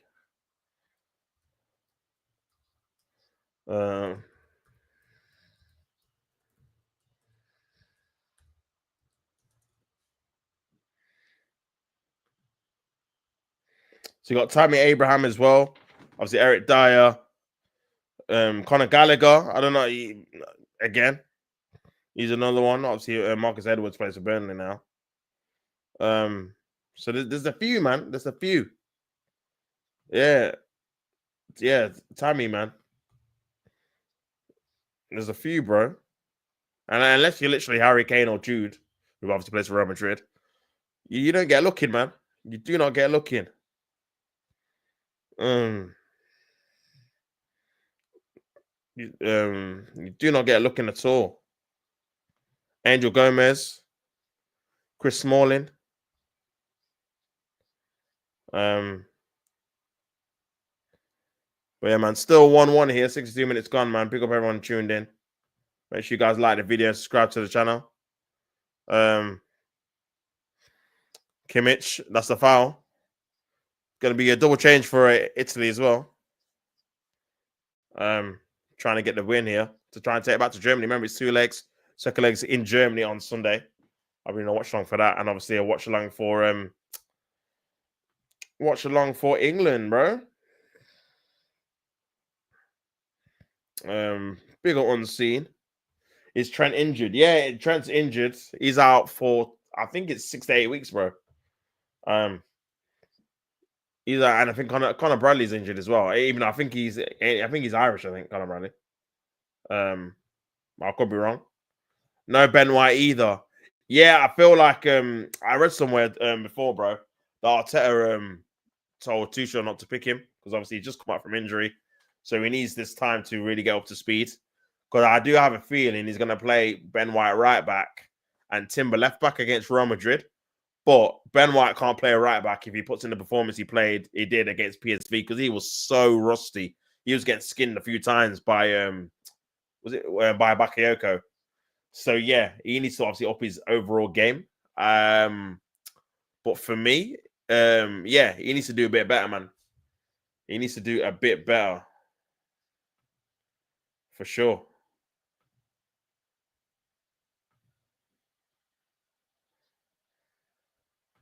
For sure, bro. But yeah, man. But yeah, we'll see how well they do. Obviously, they should win both games, both of them at Wembley. Albania and Latvia, I think it is. 2 teams they should be beating quite comfortably, man. You're talking about 3s and 4s, really, if we're being honest, at home. But yeah, you just want to see a bit. I mean, how? Because obviously this is the first time he's going to be training with them and stuff since he got appointed. So if you're going to see much of a difference so far, I don't think so. I think it's going to be too early. But by this time next year, obviously you want to see a vast improvement. Now, I don't think it's crazy. The what's the word? The perception, because a lot of people were like, when he got appointed, were like, oh, very happy. Oh, we got Tuchel, da da da. But the football he plays ain't the most attractive. It's not like it's a prime Arsene Wenger. Do you know what I'm saying? Or a Klopp. He's more methodical, quite defensive, in terms of having that solid foundation, which is nothing wrong with, to be fair. And then moving on from there. But for me, I think it's just been brought in to just get over the line. Obviously, this England team's got to 2 European finals. They want to win the World Cup, innit? And I do feel like they've got the attack to do it. It's just the balance in defense to protect the defense and the creativity in midfield. Oh, that's a bad tackle there. Because I do feel like, listen, whatever you say about Gareth Southgate, ultimately he got them to 2 finals, whether it was by luck or whatever. They were able to beat the Netherlands to get to a final. They were able to beat Switzerland on penalties. And who else did they beat? Oh, they just about beat, was it Slovenia or Slovakia? I think it's Slovakia, 2-1. So yeah, they've done a lot, man. They've done a lot. Um, um, a bit dodgy though. Yeah, it is, man. It is a bit of a weird one. Okay, I'm getting assist removed tomorrow. Hopefully, it doesn't hurt when they remove it. Yeah, fingers crossed. You can get that sorted, bro. Obviously, you don't want that. You don't want that on you long term, innit? So yeah, hopefully you get that sorted and you're good to go, man. Good combination there. Moses Keane just puts it over the bar. But yeah, good little flick on there by Tonali. And just over the bar there. Just over the bar, man. But big up everyone in the chat. Make sure you guys like the video and subscribe to the channel if you've not done it already. Still 1-1, 66 minutes gone. Italy versus Germany. Here's Tonali on the left-hand side. Good ball. It's going to be a chance for Italy. Oh, Dore should have scored that, man. Good save there by the German keeper. Foul there by Adogi. Free kick to Germany. Literally 1-on-1 with the keeper. That should have been 2-1 to Italy. That could be a chance they Rue missing, if I'm being honest. But yeah, big up yourself. Big up yourself, man.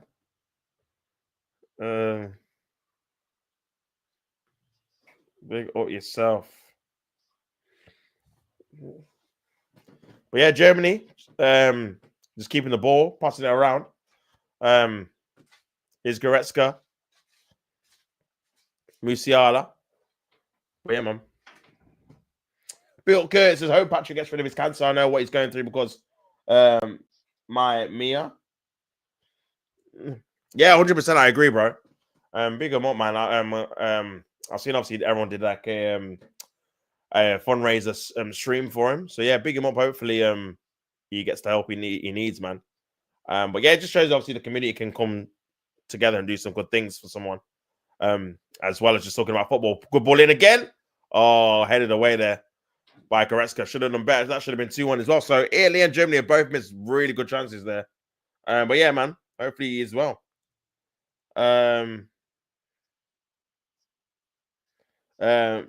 Musiala and Leving always think they're English. Yeah, it's because they're in they're in the English academy or Chelsea anyway from Musiala. So yeah, I can hear that, man. You always have that though, don't you? Players that start from when they're young in an English academy. Obviously, also had that loads of times under also Wenger. People like Fabregas and Alex Song and Coquelin, Chesney, Bellerin. Yeah, man, it's crazy because I do feel like they do have a chance to play for England because it was when it was actually Arteta. I remember there was talks of him playing for England because I don't think he ever got a cap for Spain. And he never would have done during that time because they had Xavi, Iniesta, Busquets, Fabregas, David Silva. He's never getting into that. So yeah, there was talk. I don't think it obviously never happened, but there was talk because he'd been living. I think he lived in England for so long. He qualified for being an English citizen, innit? Even though he's Spanish. So yeah, crazy. That would have been crazy. Well, yeah, man. Dan praying for Kurt. I hope everything goes well, bro. Yeah, big up Kurt, man.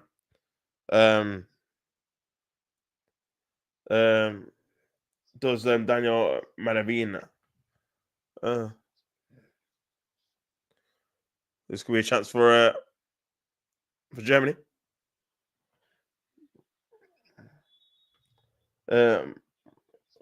Maladevan. Maldini ever play? I don't know, man. I don't know if he does. Obviously, he's on the bench. I don't think he does, bro. I don't. Has he even got a cap? I don't know. I don't know, brother.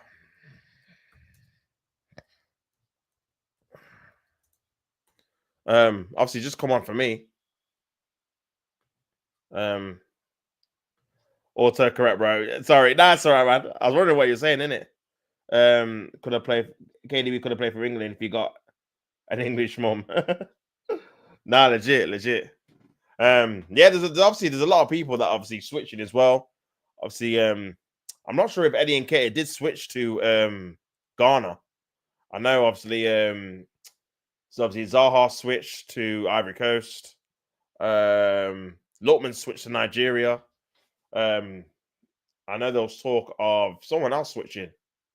But Which, to be fair, if you're not getting picked, then you might as well, man.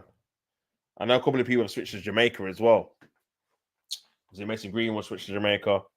A couple other people have switched too. Which you can't blame them, man. And they definitely changed the rules. Because before, once you play for them at any kind of level, you couldn't switch. But now it's if you play for them and it's not a competitive level, you can switch. So if you play a friendly and that's it, you can just switch to another nationality, which is a bit mad. Here's Germany. Here's Rudiger. Puts a ball into the box. Decent area. Donnarumma didn't get it. Offside, though. 20 minutes to go. Big up everyone in the chat. Donnarumma wants words. Sterling was born in Jamaica, 100%. Yes, he was. Antonio to Jamaica. Yeah, that was another one as well. And again, a lot. Some of these did play at obviously under 21 levels, and even some of them played in friendlies. I'm sure they did as well. So, yeah, man, it's one of those ones. Right? I mean, what would you guys do if you had like, if you were like half English and half something else? Would you play for the English, like the bigger team, but it's more difficult to get into, or would you play for a smaller team and possibly get to play in a major tournament? Because obviously the people from that switched to Jamaica, they got a chance to play in the Copa America last year, which was a major tournament, which the likes of Antonio would never have had a chance to play in any kind of major tournament for England because he would never get picked. So, yeah, it's a difficult one, man. I'm thinking for me, like, obviously, I'm half Jamaican. I've got other what's the word? Caribbean countries in me as well. Guadeloupe. So, yeah, I don't know, man. I don't know if I'd play for one of them. I'm not even sure. If I'm being honest, I guess it's fair if you think there's more chance of you playing. Yeah, that's what I'm saying, man.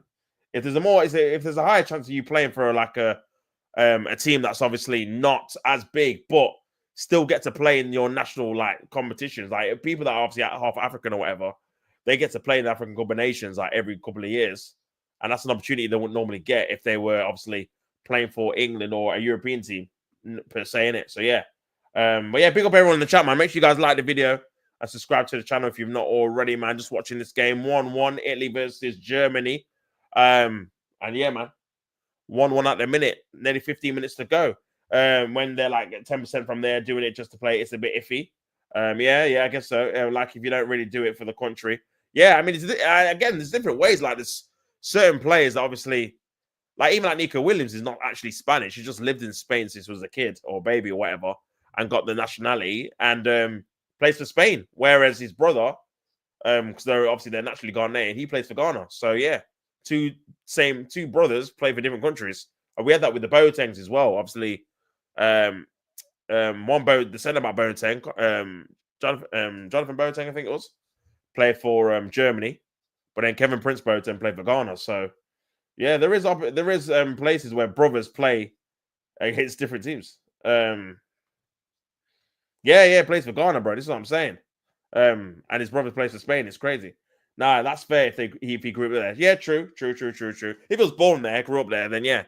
I suppose, yeah, he's part of obviously the country, innit? Do you know what I'm saying? Otherwise, people that obviously migrate to places, they'll never be a part of that country then, if that was the case, if you don't allow it. So yeah, I agree, man. I agree. As well. Big up everyone tuning in. Make sure you guys like the video, subscribe to the channel if you've not already, man. Big up on scene. Doesn't matter about ethnicity. Cause it back, Africana. Doesn't matter about ethnicity. More just like if you identify with the place, truly, I guess. Yeah, I agree with that, bro. I agree with that, man. Especially if you spent a lot of your time, especially like childhood there, or if you've lived there for a long time and you're embedded in the culture, you can speak the language, stuff like that. Like, I feel like there's more to, like you said, more to being a part of a country than just like the color of your skin or your ethnicity or your original nationality. Do you know what I'm saying? If you're embedded into the culture, because a lot of people that have a nationality have never been to the country and don't even know about the culture, whereas other people are not actually from there are literally embedded into the culture, know what that country does on a regular basis. Corner comes in by Germany, headed on. Oh, it's a goal! Who scored that? It's correct, I think. Oh. Or is it Kimmich? I don't know. Is it gone straight in? And it's 2-1 to Germany out of nowhere, man. Jeez, out of nowhere. Corner comes in and Germany, are they going to beat Italy in Italy? That's crazy. That is crazy, man. It might be Kimmich, though. I'm not sure. Corner comes in. Does Goretzka... I don't know. I think Goretzka gets a head on, does it, surely? Is it Goretzka? Does he get a touch on it? Yeah, he gets it. Yeah. Goretzka. A flick on Goretzka, man. And Goretzka scores. 2-1, man. Kind of like if you're playing for a country you've never been to. Yeah, I don't know about that. Yeah, I agree with that, man. I agree with that. Laporte plays for Spain. He's from France. Facts. 100%, man. Yeah, that's it. What was your prediction, Tops? I said 1-0 to Italy, and before at half time, my prediction was going well, but fair play to Nagelsmann. He's made a couple of really good substitutions, and that's turned the game around, man. I'm gonna say 3-1 Germany. Yeah, it's looking like it's gonna be, man. Germany being the better team in the second half. Italy, I'm just not really threatened apart from that one-on-one chance they had. They've just not really pushed on since the first half. Here's a Doki going into the box there. Doki, corner. And yeah, they're running out a bit of time, man. How much time have they got left? Still 2-1 to the Netherlands. Remember, this is the first leg of the quarterfinals. Second leg is on Sunday. And obviously, yeah, Italy really need to make sure they don't lose the game going into that game away at Germany, because it's going to be difficult to beat them in Germany. Corner comes in by Italy, flicked on. Oh, what a save there. I thought I was going in. Oh, flicked on. And just great save by the German keeper. Good reaction of saves there. And yeah, another corner to Italy. And Italy are holding on a bit, man. Italy are holding on a bit, bro. Another corner comes in by Italy, headed away. Donnarumma in goal. He's bang average. Average goalkeeper. Yeah, well, you know what? I feel like his actual goalkeeping isn't the best, in it. He's good at penalty saves, and certain elements of his game is good, in it. But in other elements, man, some of his shot stopping is not great. Sometimes he does flap a bit for the guy of his size. I expect him to come out from the majority of his carries, and sometimes he doesn't. So yeah, he's not, bro. For me, the way people were talking about him, he should be like one of the best, if not the best goalkeeper in the world, and he's just not held in that regard. Haaland was born in England. Born in Leeds, man. Obviously, his dad used to play for Manchester City. So technically, if he wanted to, obviously he was never going to, because he's a proud Norwegian. But yeah, he could have played for England, man. He could have played for England. Ball into the box by Italy. Moises Kean tried to overhead kick, but it's gone out. For a corner, though. Gone out for a corner. Could he technically play for us then? Yeah, he could have before. I mean, I think he still could, though, to be fair. He could actually still change. Because no, he can't. He can't. I was going to say because he's not playing in a major tournament, but I feel like they classify qualification and obviously the Nations League as major competitions, even though they're not the actual tournament. Ball into the box, headed away. So yeah, because he's played obviously in qualifying rounds for the World Cup for Norway, it won't be eligible. But yeah, before he played for them, yeah, it's crazy because I feel like if he would have grew up in an academy in obviously like Man City's academy and stuff, there could have been a high possibility he would have played for England, especially if he was banging the goals in. Because yeah, there's a lot of obviously times. Oh, Hayter's been sent off for the Netherlands, straight red card, I think. I don't know if he's making his debut, but yeah, he's off. This quick chance is another corner. Another corner for Italy. 10 minutes to go, man. The game's livened up, to be fair, in the second half. Germany have been all over them. But Italy are trying to come back after conceding that goal. So yeah, man.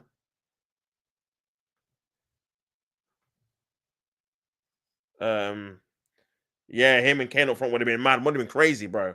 That would have been insane, brother. Barella with a shot out for a goal kick. We got Kurt. Says Haaland played 39 games for Norway and has got 38 goals. Crazy. His goal record is insane, man. The thing is, yeah, like I don't know if I think he had a talk with Thierry maybe last season when he asked him like, what can you improve on? And obviously there's still time for him to improve. He's only like 23, 24. But imagine if he could improve on just not even saying he has to be a hold-up man, because obviously his game's more about scoring goals.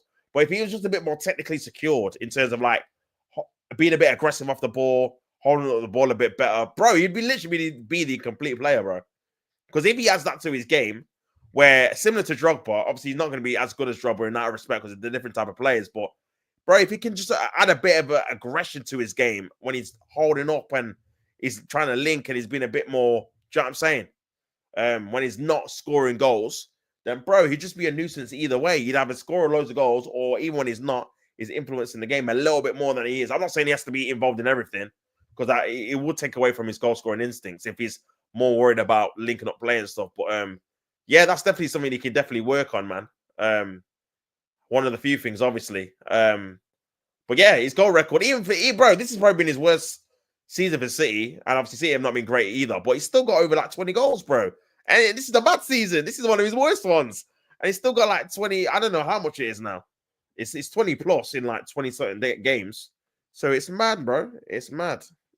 It's mad, man. But big up everyone in the chat. I don't know. Actually, don't think they complement each other too well. I don't know. You know. No, I think they could do, bro. I think they could do. Because you got to remember, at Spurs, Son was making those runs in behind, and Kane was dropping deep, playing the ball over the top. You could definitely do that with Haaland.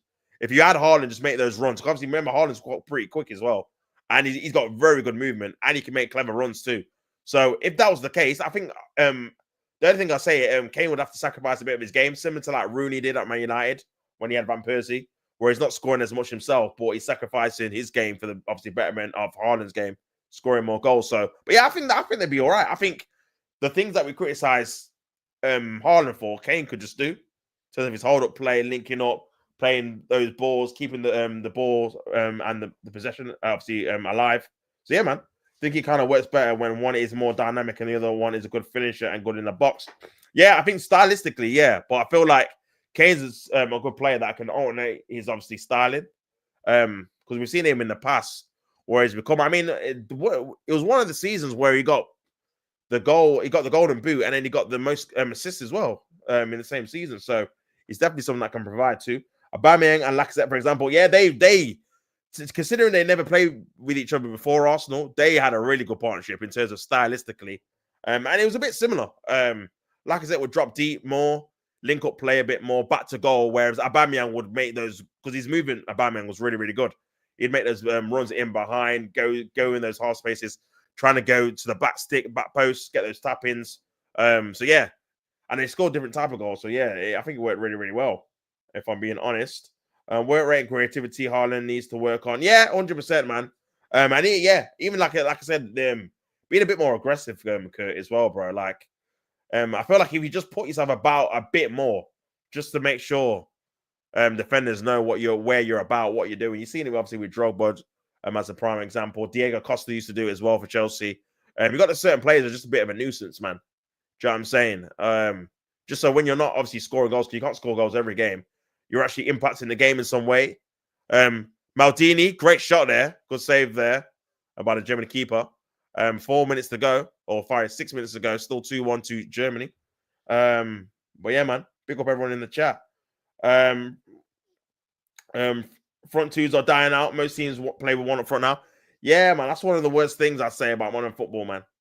Like I've said in previous chats, like, yeah, there's always been that time when we also used to have 4 strikers. Chelsea used to have 3-4. Man United used to have 4 really top strikers, man. You know, imagine I don't know what the equivalent of having Ronaldo, Rooney, Tevez, Berbatov in the same squad would be now. Like, you're lucky if teams have 1, never mind 4, and they could all start as well. That's the thing, and start together and play together. So, it's more about tactics, man, now, and trying to outthink the opposition coach in terms of how you're going to be playing midfield wise to overrun the midfield to win that midfield battle. So they just put more players in there and just sacrifice that front player. But yeah, I think back then it was more about who can score the most goals rather than who can stop your opposition from scoring, which is what it is now. That's why the games are not as fluent, I think, not as spontaneous, because teams are just set up to stop other teams. That's why you get a lot of 0-0s, a lot of 1-0s, a lot of low blocks, a lot of mid blocks. Like back in the day, you didn't really used to get that. Even like the smaller teams, obviously they defend here and there, but teams like Blackburn and Bolton and Stoke and all these, they would have a go. They'll not say they would always win, but they would have a go even away from home. Whereas now it's very rare for a team to really have a go. Obviously, they defend and they'll take their chances if they defend well and like take their chances on a counter attack. But yeah, it's a bit different nowadays, man, which I think is affecting the overall quality of the games. Aguero and Dzeko was a partnership that was really good. Yeah, it was, man. Again, similar kind of thing, man. Two different style of players. But yeah, again, that's probably the last front two I can remember, bro.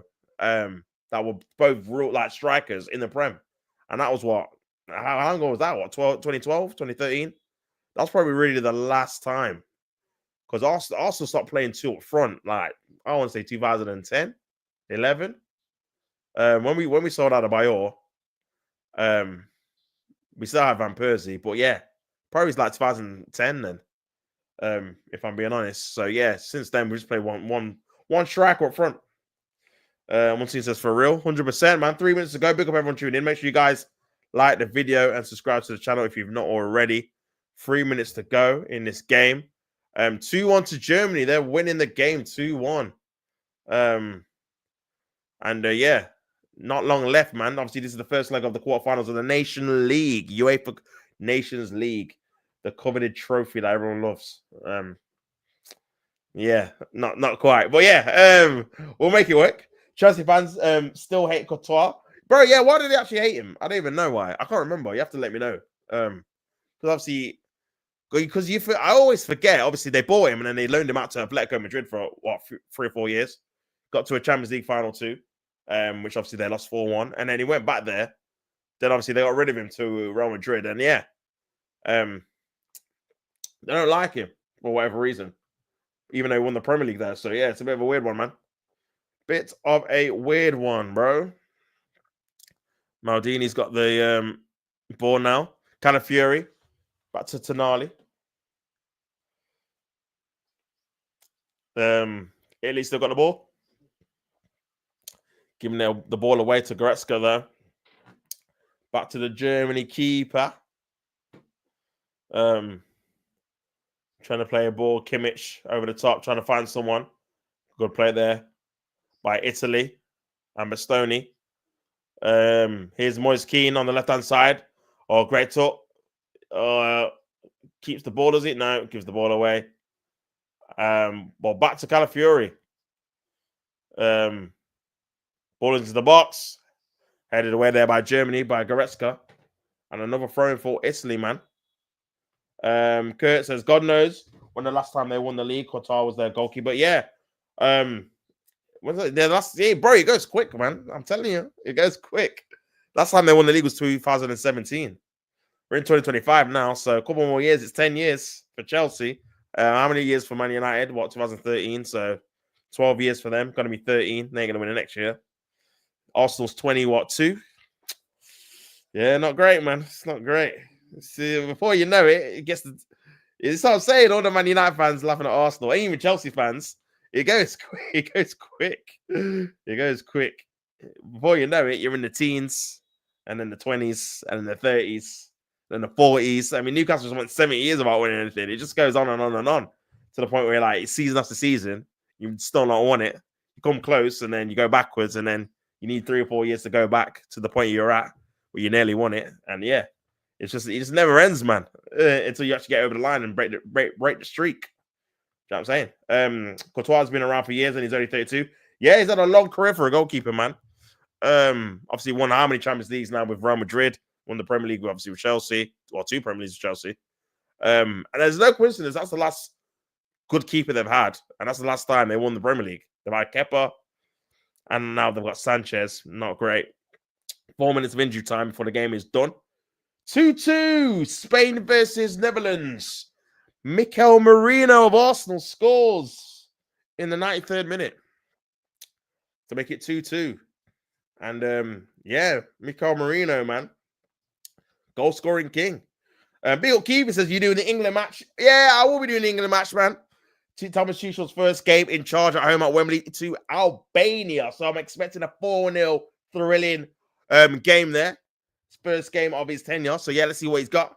I don't want to see no Gareth Southgate ball anymore. Bill Curtis says, think he won the Europa League with Atletico Madrid, but could be wrong. Potentially. I don't think he did. I don't think he did, you know. I could be, because I'm sure the year they won it, it was all black and gold. Because I remember Arsenal played them in 2018, and All Black was like man of the match, and he was in goal, innit? So I think he'd be already moved to Chelsea back then. Wouldn't be surprised if we bottle it. LOL. What, England? Yeah, well, yeah. You never know with this England team, man. I've seen them lose 4-0 at home to Hungary, so yeah, they're not the best. They are not the best. But yeah, 2 minutes to go. Looks like Germany are going to take out 2-1 lead back to Germany for the second leg on Sunday in this quarterfinal. So yeah, interesting, man. Very, very interesting. Tonali's got the ball, losing it out to Germany, and yeah, Germany just need to really keep the ball for the next 2 minutes to guarantee the win. This could be a chance. Adeyemi, good tackle. Adeyemi still got it. On the left-hand side. Big up Keith. Roman's asking how you are, Tops. Big up Roman. Yeah, tell him I'm all right, man. Hopefully he's okay as well, my friend. Big yourself up. And big up Roman, bro. And big up everyone in the chat, man. Miko Marino with the equalizing. I need to probably see this on Twitter to see. I'm guaranteed I'll be shocked if this is not a header, man. I'll be so shocked if he's not scored. If not scored a header. Was it in the Euros when we lost to Italy? Still remember watching that? Yeah, man. Euro 2020. Well, it was 2021, but they start to say 2020 because of I think licensing issues, because COVID obviously prolonged it for a year. Just having a look at the Italy game. Calafiori going down with an injury. Obviously, he slipped. And it looks like he could be injured there. Looks like his knee. Is he injured? Looks a bit swollen, to be fair. And I'm not sure he's going to come off injured. Fantastic. But yeah, man. Crazy injury, man. Crazy. I'm not sure if he's going to come back on, man. He literally just slipped over nothing and did the splits and was holding his knee. Obviously, he's walked off the pitch now. Don't know if he's going to come back onto the pitch. But he's definitely one to keep an eye on. But yeah, man, this guy always gets injured at international break, man. This might be, I think, if he gets injured here, this is like the third time since he's been at Arsenal. And he's only been at Arsenal this year. So yeah, bit of a worry, man, his injury record, bro. I don't know if I don't think he's come back on.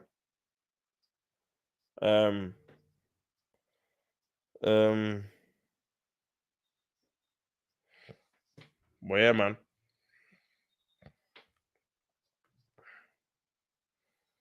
Well, big up everyone locked in. Make sure you guys like the video.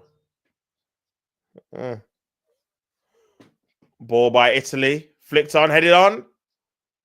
It's going to go out of play. It's going to go out of play, man. Full-time, Netherlands 2, Spain 2. Last minute goal by Marino. Gives them the draw there, going into Spain. So ultimately a good result for them.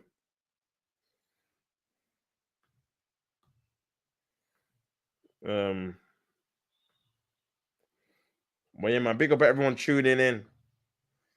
Final seconds left in Milan. 2-1. Italy are losing, and this could be the last kick of the game.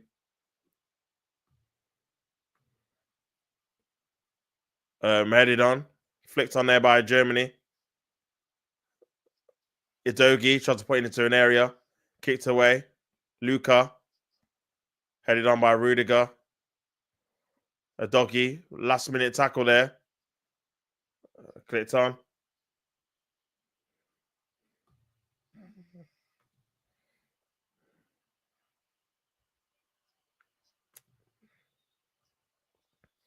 And that's full time, guys. Italy have lost the first leg of the quarterfinals in Milan 2-1 to Germany. Germany coming back from behind, man. The striker, can't remember his name, from Gladbach, scoring his first touch of the game in the second half to make it 1-1. And then Goretzka from a corner by Kimmich to make it 2-1. And they go into the second leg with an advantage.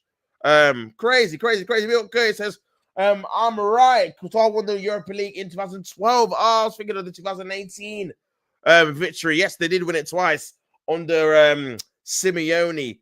Atletico Madrid beat Athletic Bilbao. That's when obviously Falcao scored 2 goals and they won 3-0. I do remember that game. Big yourself up, man. Who would you recommend? Who would you compare Marino to as a striker? That would want a rating would be, and what rating would he be on FIFA as a striker? Oh, you know who I'd actually compare him to, bro? Yeah, I'd actually probably compare him to Havertz, man. I'm not even joking. Like, in terms of, I think he's better in the air than Havertz, if I'm being honest. Even though Havertz has scored a few headed goals for us, but yeah, I think Marino's better in the air, man. But yeah, I'll probably compare it to him. In terms of rating, I can't give him more. They're probably like a 76 or something, 76, 75. Because ultimately he's not quick. You can't really get him behind. He's got a decent shot, but nothing amazing. He can score, but again, I'm trying to think. I think he scored 5 or 6 goals for us, and I think 4 headers. So yeah, he's only scored a couple with his feet. So yeah, he's not a massively clinical with his feet, obviously. But yeah, man, I'd probably say 75, 76. Nothing too mad because he's not actually a striker. So, but yeah, I'll probably compare it to Havertz, man. Someone that's decent, neat and tidy in possession, back to goal. Can't really get him. I mean, Havertz is a bit quicker than him, and I think he's got better movement than him. But obviously, that's understandable because he's an actual attacker rather than Marino being a number 10, really. Sorry, being like a number 6/8. But yeah, that's probably who I would compare him to, man. Big up finish, man. Back in the building. Haaland scored the winner against Portugal and showed Ronaldo levels. Oh, what did he do, man? Don't tell me he did like the Sue or something. No way. How do you remember the Europa League final from 2012, bro? Really has really has elite ball knowledge. Big yourself up, man. I don't know, bro. I just remember random stuff in it. I mean, that was even my team. I just remember watching the final, man. I got good memory, to be fair, when it comes to football. Very good memory. I always underestimate your power. Big yourself up on C, man. I appreciate the love, brother. Appreciate the love, my guy. You know, Tops comes with the. If you want good ball knowledge, come to your boy Tops at T-Chance Sports. I've already said it already, bro. Big up Curtis says Qatar won the Super Cup also with Atletico Madrid against Chelsea. Yes, another game. Falcao scored a hat-trick that game, ended 4-1 as well. I remember that game too, man. Absolutely cooked the Chelsea backline. And he did the Sue. He actually did the Sue. What the hell? That is crazy, man. I used to be able to list 20 plus players from each Premier League team a few years back, but I dropped off. Now I hear that, man. I was pretty similar, but yeah, some of the team, like I don't know some of the players like Ipswich have and stuff like that, man. Do you know what I mean? When Burnley were in it, I didn't know their players. Even like Southampton, I don't really know too many of their players, if I'm being perfectly honest with you, bro. So yeah, man, I feel like the Championship teams that come from the Prem, because they don't really strengthen like they should do, the players that they have are not great. Lost interest a while ago. Just getting back into it now. Big yourself up, brother. Ronaldo like semi. Bro, I can't believe he was even starting for Portugal, man. Like, how was he even getting an international call-up? Let's be real. Like, the guy just needs to, I'm not being foreign. Obviously, he used to be a great player or whatever. But, brother, you need to let the young bucks come true now, man, and get their experience. Like, how are we still hogging up minutes? Do you know what I'm saying? Play a bit part in the squad now, bro. Like, let's be fair. You've had a lot of time in the Portuguese squad. You started at what, 17? He's not nearly 40, bro. Now, you know how mad that is, bro. That's literally nearly 20 years. Well, it's over. Oh, well, it is from 17 to 37 is 20 years. Guy's like 39. So he's played at international level for 22 years, bro. 22 years at international level. He started at 17. It was the Euros, 17 or 18. Might have been 18, actually. I remember he was playing at the Euros 2004, which is obviously over 20 years ago. And now he was playing at the last Euros last year, 2024. So, yeah, the guy's been playing at international level for a while. He needs to step aside, man. I can't lie. Bruno's more than Kate Carragher, Thierry, and Mikel combined. Big yourself up, bro. I appreciate that, man. I can do Saints, know most of our squad now. That's fair enough, man. Uncle Ronaldo can rest in peace, farm until he gets 1,000 in Saudi. Yeah, that's his goal, man. He ain't retiring until he gets like 1,000 goals, isn't it? I think he's on 930 something. So, yeah, he's going to have to be playing for another 2 years, isn't it? to get that. If I'm in my opinion, man, unless he gets 50. Well, you'd have to get what 70 in the next 2 years. So that's what 30, 35 each season. If Barcelona wins Champions League, it'll be 10 years since they last won it. Yeah, bro, it goes quick. That's what I'm saying, bro. But a team like Barcelona, you're thinking, yeah, they've won it bare times. They've won it more recently than that. But yeah, they ain't won it since 2015. That's what I'm saying. It goes quick, like 1 or 2 years. Because the thing is as well, yeah, what you notice that the one team will just dominate and win it a few times. Like with Man City, they won 4 Premier Leagues in a row. I think Real Madrid have won like 7 out of the last 11 or something, a Champions League, which is mad. So they've won it loads of times. So yeah, you get that team that have won it loads of times, and then another team that's big, like even like Bayern Munich have only won it once in the last, is it like 10 years? 10, 11 years, which is 2020. And you think they'd have won it at least a couple of times. So yeah, he's 40 and the manager is still playing him 90 minutes. Bro, he's got too much control. It's a bit similar to Messi, man, in the Argentina squad, man. It's like, brother, you got too much say in the team, man. Vidic, you mean 41, 100%. He turned 40 a month ago, broski, says Vidic. Still a shit player, Vidic. Messi is the GOAT. Man said Messi, you know. Crazy. Messi and Ronaldo debates, fam. It's a mad thing. It's a mad thing. But yeah, man. Like I said, the guy just needs to step aside now. Let the young bucks come true. Like, yeah, how can you expect new stars for Portugal if you're hogging up all the minutes? Like, do you know what I'm saying? You got to be fair now. You got to be fair. Give another guy a chance, man. Like, you've had enough. Do you know what I'm saying? He's scored in all the... You know, he's won the Euros, which is something that no one would... is not something that people would have predicted before he obviously started playing. They obviously didn't win the World Cup, but he scored out majority of the World Cup finals in terms of like the group games and stuff. Scored in the Euros as well. So yeah, I just don't get it, man. I just don't get why he's not stepping aside. If I'm being honest, man. Just having a look at the other scores. Obviously, Denmark did beat Portugal, like Vidic says, 1-0. France lost to Croatia 2-0 away from home. So they've got it all to do back in the Stade de France in the home leg. Obviously, watch this game journey beating Italy 2-1 away.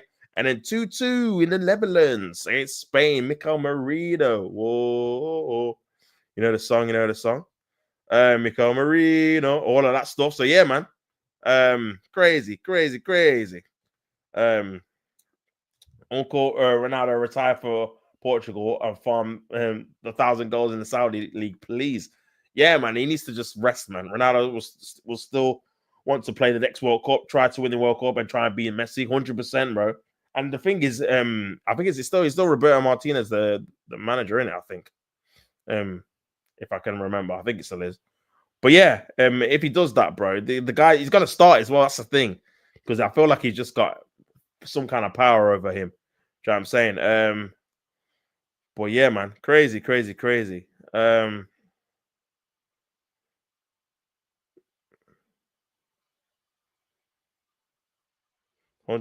man. 100%. That Bolden. Oh no, that Baldy is starting Ronaldo in 2025. I said that Baldy, you know. Stone Cold Steve Austin, man. Roberto Martinez, man. That's the bottom line. All of that stuff. That's crazy. But yeah, man, he's got some kind of power struggle over him, man, where you can't drop him. He never subs him either. And when he does, he goes. I mean, I remember that time he got subbed in the Euros and he was flinging off his boots. And it's like, bro, you're a big man now. You can't be doing these things now, bro. Like, you're like nearly 40 and you're carrying on like this. Get me throwing your boots on the floor and kicking the bro, come on, man. Like, you gotta grow out of this now. I feel like I don't know, man. He's still not really, he's not matured. Still, how you thought he should do. Do you know what I'm saying? Big up Colin, man, for another show. McTominay's getting the job done yet again. Lovely away win against Greece in the first leg. Big up Colin with the comment, man. And yeah, man, I did see Scotland were winning at Greece, and yeah, they've won 1-0. And I'm not sure is this to get into the top ranking, Colin? Scored a penalty of the Nations League. Obviously, it says playoff. I'm assuming so. But yeah, man, big win. Roberto Martinez failed with Belgium in 2018. That's 100% true. Big up Kieran. Who are you talking about here? Oh, we're talking about Ronaldo, bro. We're talking about Ronaldo, man. Ronaldo dragging it. Yeah, facts, man. Facts. He literally never subs him when they are not winning or when he doesn't score. Yeah, this is what I'm saying, bro. This is what I'm saying, man. Big up Luca Knows Ball, man. Hope you are, brother. Big up for being in the chat, bro. I do rate Roberto Martinez winning the FA Cup with Wigan, even though he was against my own club. Yeah, and he got relegated that same season, man. He got relegated against I think it was Arsenal when they officially got relegated at the Emirates. We beat them 4-1, I think. Back in 2000 and I won him 13. So yeah, man. But yeah, he won the cup. He won the cup, man. Italy are so bad. Yeah, they started, bro. They actually played well in the first half, but the second half, man, Nagelsmann just got their number. I can't lie, and yeah, ultimately, Germany did deserve to win after the second half performance because they just stuck it on them, to be honest, and Italy couldn't really live with it. But yeah, Tonali was balling out first half. I can't lie, he was. 3-1 Ukraine is insane. 100%.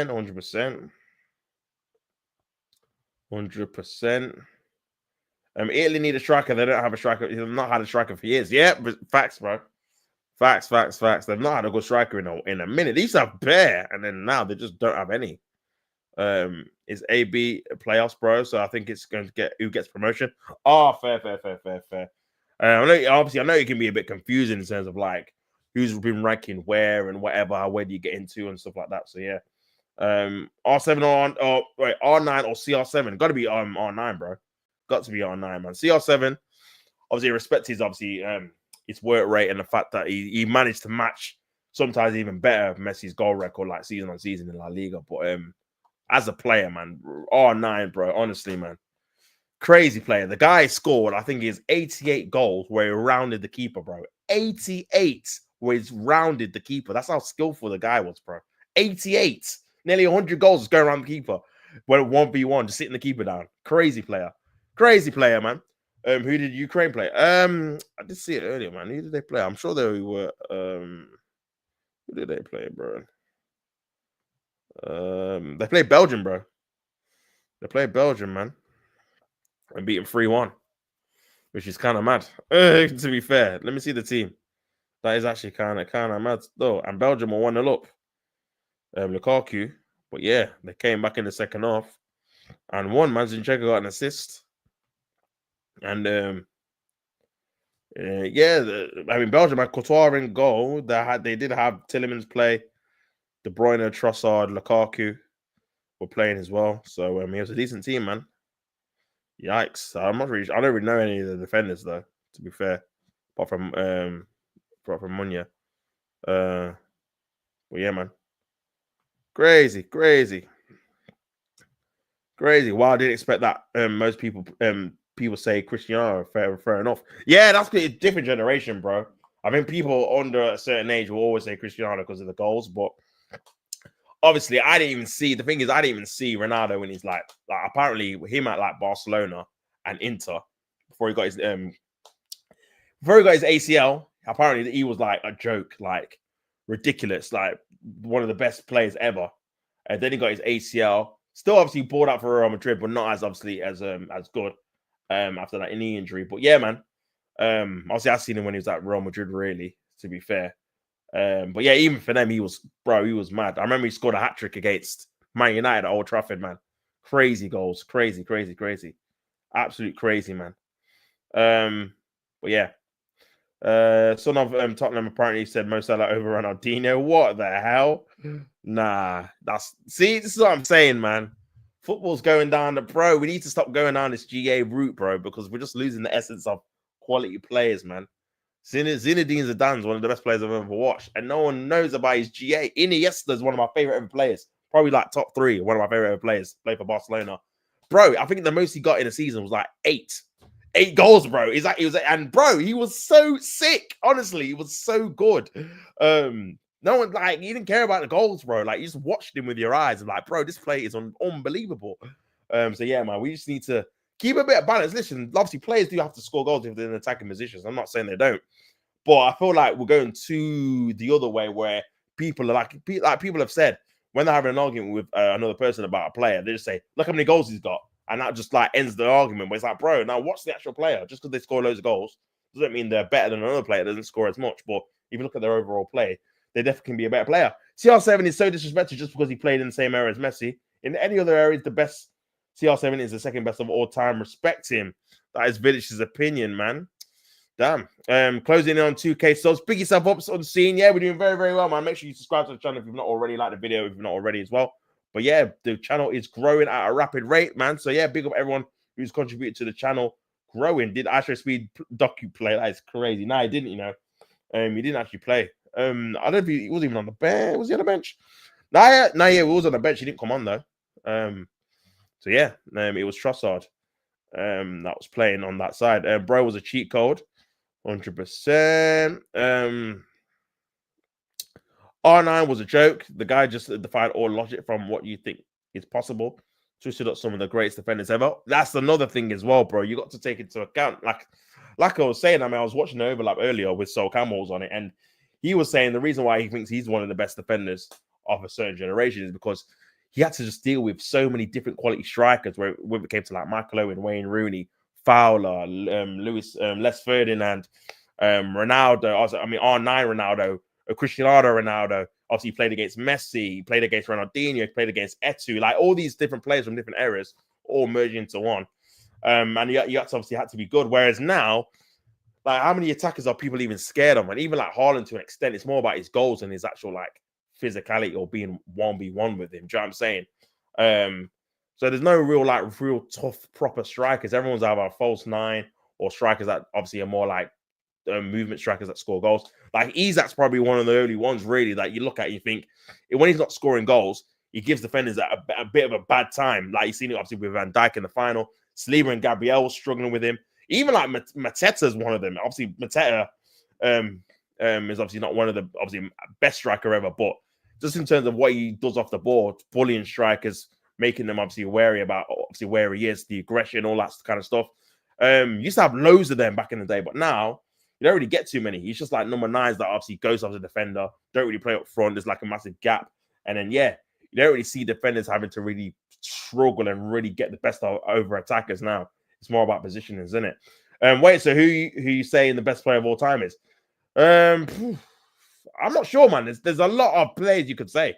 Colin says prime Kaka, bro. Enough said. Bro, Kaka, bro, this is what I'm saying, bro. Kaka. Well, I mean, what year? Was it like 2008? 2009, 8, unbelievable player, bro. The goal he scored against again Man United at Old Trafford, man.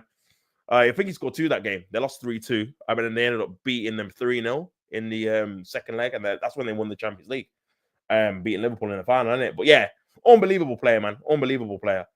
Oh, you reckon it would be a good idea to have separate Ballon d'Ors for attack and defense because it's kind of biased towards forwards? Yeah, true. I always thought that was a bit weird. I've always thought like they probably should have like an award for each position because a goalkeeper is never going to win it. Like, let's be real, they're just never going to win it unless they've saved every kind of penalty shootout and have won the World Cup and they're the best. And do you know what I mean? They're never going to win the Ballon d'Or. So yeah, I do think it's a bit unfair. Maybe they should separate in terms of certain categories, or maybe like you said, a defensive category where it's goalkeepers and defenders, and then like attacking category where it's like midfielders and attackers. To separate, man. Remember when Belgium were always top of the rankings? Yeah, I never quite understood that because they never won anything or got to a final, so I never understood why they were even top. To be fair, Vidic says Rooney is better than R9. See, this is how I know this guy's young, bro. No way. He's so overrated. Yeah, you didn't watch Man still. Can't even lie. Wow, Vidic now, bro. I know, right? The best player of all time is Haaland. Only joking, it's Messi. Yeah, you can say Messi, man. You can say Messi. Haaland ain't even top 10 of his generation. How do you even decide those rankings? I don't even know, bro. I don't even know, man. Vidic, you didn't get the joke. Well, okay. Yeah, man, he's joking, man. But yeah, people say Messi. Messi's definitely one of the best, 100%, man. And man, the thing with Messi, he was in a good time where obviously he was still started at 2006, so he still had that time where he's up against your Maldini's, obviously at a young age, he's Zanetti's, to a certain extent, Nesta's and stuff, when they were just obviously winding down, retiring, Cannavaro, but he still managed to get like a prime Sergio Ramos, for example. So he had the best of both worlds, where you could obviously say that he's linked up and mingled with the all-time greats of a certain generation, and then go into the new one. And bro, we all seen what he did to Boateng when he twisted him up at the Nou Camp, man. And he was considered one of the best defenders in Europe at that time. Boateng was. So yeah, he spun him it spun him inside and out, bro. Inside and out. What's your dream 11 from players that you've seen, bro? Oh, that's a difficult question, man. I feel like we needed like a stream on that still. Oh man, I would have to think about that, bro. To be honest, man. But yeah, there's so many. Like I said, I'm trying to figure the top of my head. Obviously, Ronaldinho, Iniesta, they've got to be in it. Obviously R9. I've got to put. Oh man, yeah. There's loads, man. There's loads, man. Vidic never watched R9. Yeah, 100%, bro. There's no way.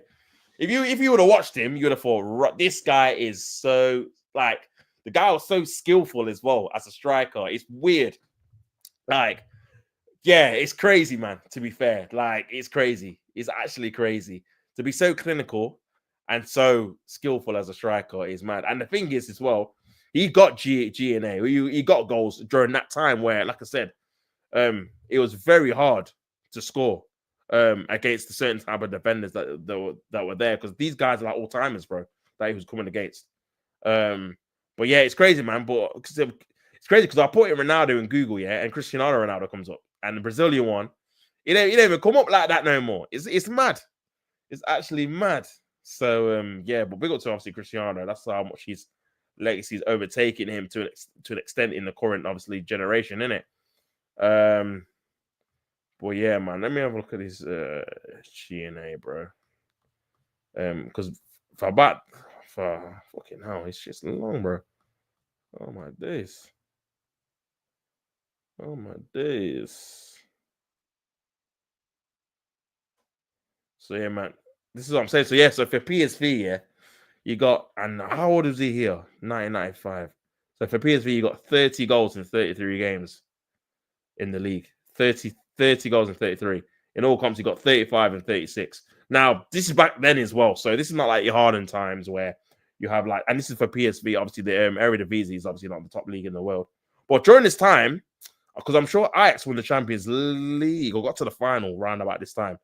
Around about 94, 95. So Eredivisie obviously he's better than it obviously is now. Then he went to Barcelona in La Liga. He got 34 goals in 37 games in La Liga. 47 in 49 in all competitions. What on earth, bro? Crazy. Yeah, that's ridiculous, man. That's ridiculous. That is ridiculous, bro. Crazy, man. Crazy. Big up, obviously, in the chat. My dream 11 is CSM, Carvalho, Ramos, Maldini, Marcelo, Xavi, Iniesta, Scholes. CR7, R9, Messi. Fair play. Scholes? Yeah, I mean, a lot of Man United fans do rate Scholes, to be fair. And he was a good player, to be fair. I did watch him play against, obviously, Arsenal as well. His passing range was a joke. He can dictate the play as well, man. Doesn't really get a lot of... See, it's a weird one because, again, it crosses over generations because a lot of people seen Scholes when he was obviously coming towards the end of his career, so people don't really rate him as highly. But, bro, when you play Man United, you just have to stop him from playing. And, yeah, they won't play as well, nowhere near, because he just literally dictated what they did, man. Carvalho is a bit rogue as well, but for real. Also objective in football, 100%. Good you said Casillas, because Casillas is the best goalkeeper I've ever seen. Casillas was a madman as well. Ramos clear of VVD, so don't try it, Liverpool fans. Can't really... bro, this is what I'm saying, like... Yeah, this is what I'm saying. I mean, people will say, well, Ramos gets too many yellow cards, so too many red cards. But Ramos was, in terms of a leader of among men, man, to score in the Champions League last minute to get your team, obviously, a draw and then go into extra time and win. Bro, he literally saved them from losing to their rivals in the Champions League final to get them their first Champions League because they were losing 1-0. So, yeah, proper leader. Obviously, part of all the Spain teams that won, obviously, the Euros, 2 Euros and a World Cup. 3 in succession. So yeah, man. Not a bad shout. Obviously, it's subjective, innit? Everyone's got different opinions. And yeah, man. Scholes was our heartbeat. Yeah, it's true. You have to stop him if you wanted to win. And that's what teams used to do. Arsenal used to do that all the time. That's why we used to put like Gilberto on him. Vieira used to be on him as well, just to man mark him out the game, try and stop United from playing. Because obviously, like I said, he dictate, man. And the thing is as well, like the good thing that you did, you kind of replaced him and had him at the same time when you brought Carrick in. And Carrick's another underrated player, to be fair. He would be one of the best midfielders in Europe if Carrick was playing now. And no one even really spoke about him at Man United. He was an all right player. But bro, again, no one who used to dictate play, get the ball, deep line playmaker, could dictate the tempo as well. Very underrated player. One of the reasons why, again, they still will carry on winning trophies when Scholes was taking more of a backseat role towards like the late 2000s. But yeah, another one, man. But yeah, them kind of players are not really like, what's the word, appreciated for some reason. But yeah. Scholes deserves more respect. He's the best midfielder in Prem history. Oh, see, people will say Gerrard. Man say Carrick. Zidane. Oh, yeah, you've lost it, fam. I can't lie. Nah, you've lost it, brother. You've lost it. With how good Modric is, Iniesta is better. Yeah, I agree, man. I think Iniesta is way better than him, if I'm being honest. And Modric is a sick player. But bro, Iniesta was, the guy was different. I'm telling you. Oh, Iniesta was so cold, honestly, man. He was so good, bro. The thing is, he could do everything. He could pass. He could dribble past 3-4 players. He could dictate play. Obviously, he could score the odd goal, but that wasn't really his job. And it was more to take defenders out of the game, go into the half spaces, break the press, go past players in the pockets, in the channels, link up play with obviously his number 6, which was Xavi or Busquets, depending on whatever it was. He could play in the 10. He could play in the 8. He could play in 6, really, if you really wanted to as well. He could go from one phase to the other. Like, bro, he could do everything, man. You could literally do everything, man. Like, the guy was a wizard. Proper sick player, man. Proper sick player.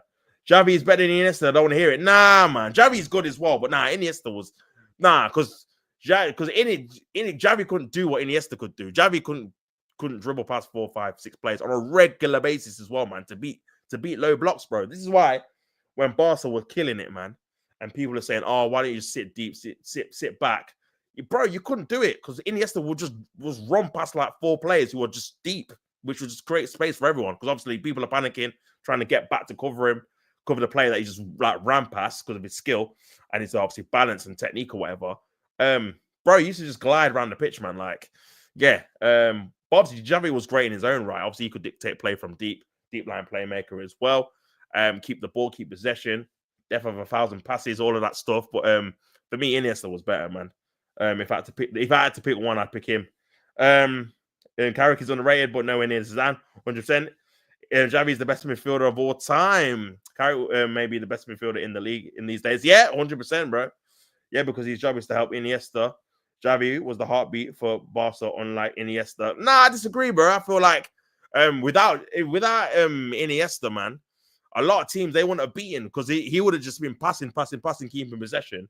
But he wouldn't have had the door to unlock the key to unlock the door, even. Do you know what I'm saying? Like, I think they're both as integral as each other in the team, bro. That's why Spain and Barca both played them both together. Do you understand? So, yeah, man. But if you're asking me who I'd rather have in my team, it would definitely. But I'll put it this way: it was hard. It's harder to find an Iniesta profile than it is a Xavi profile.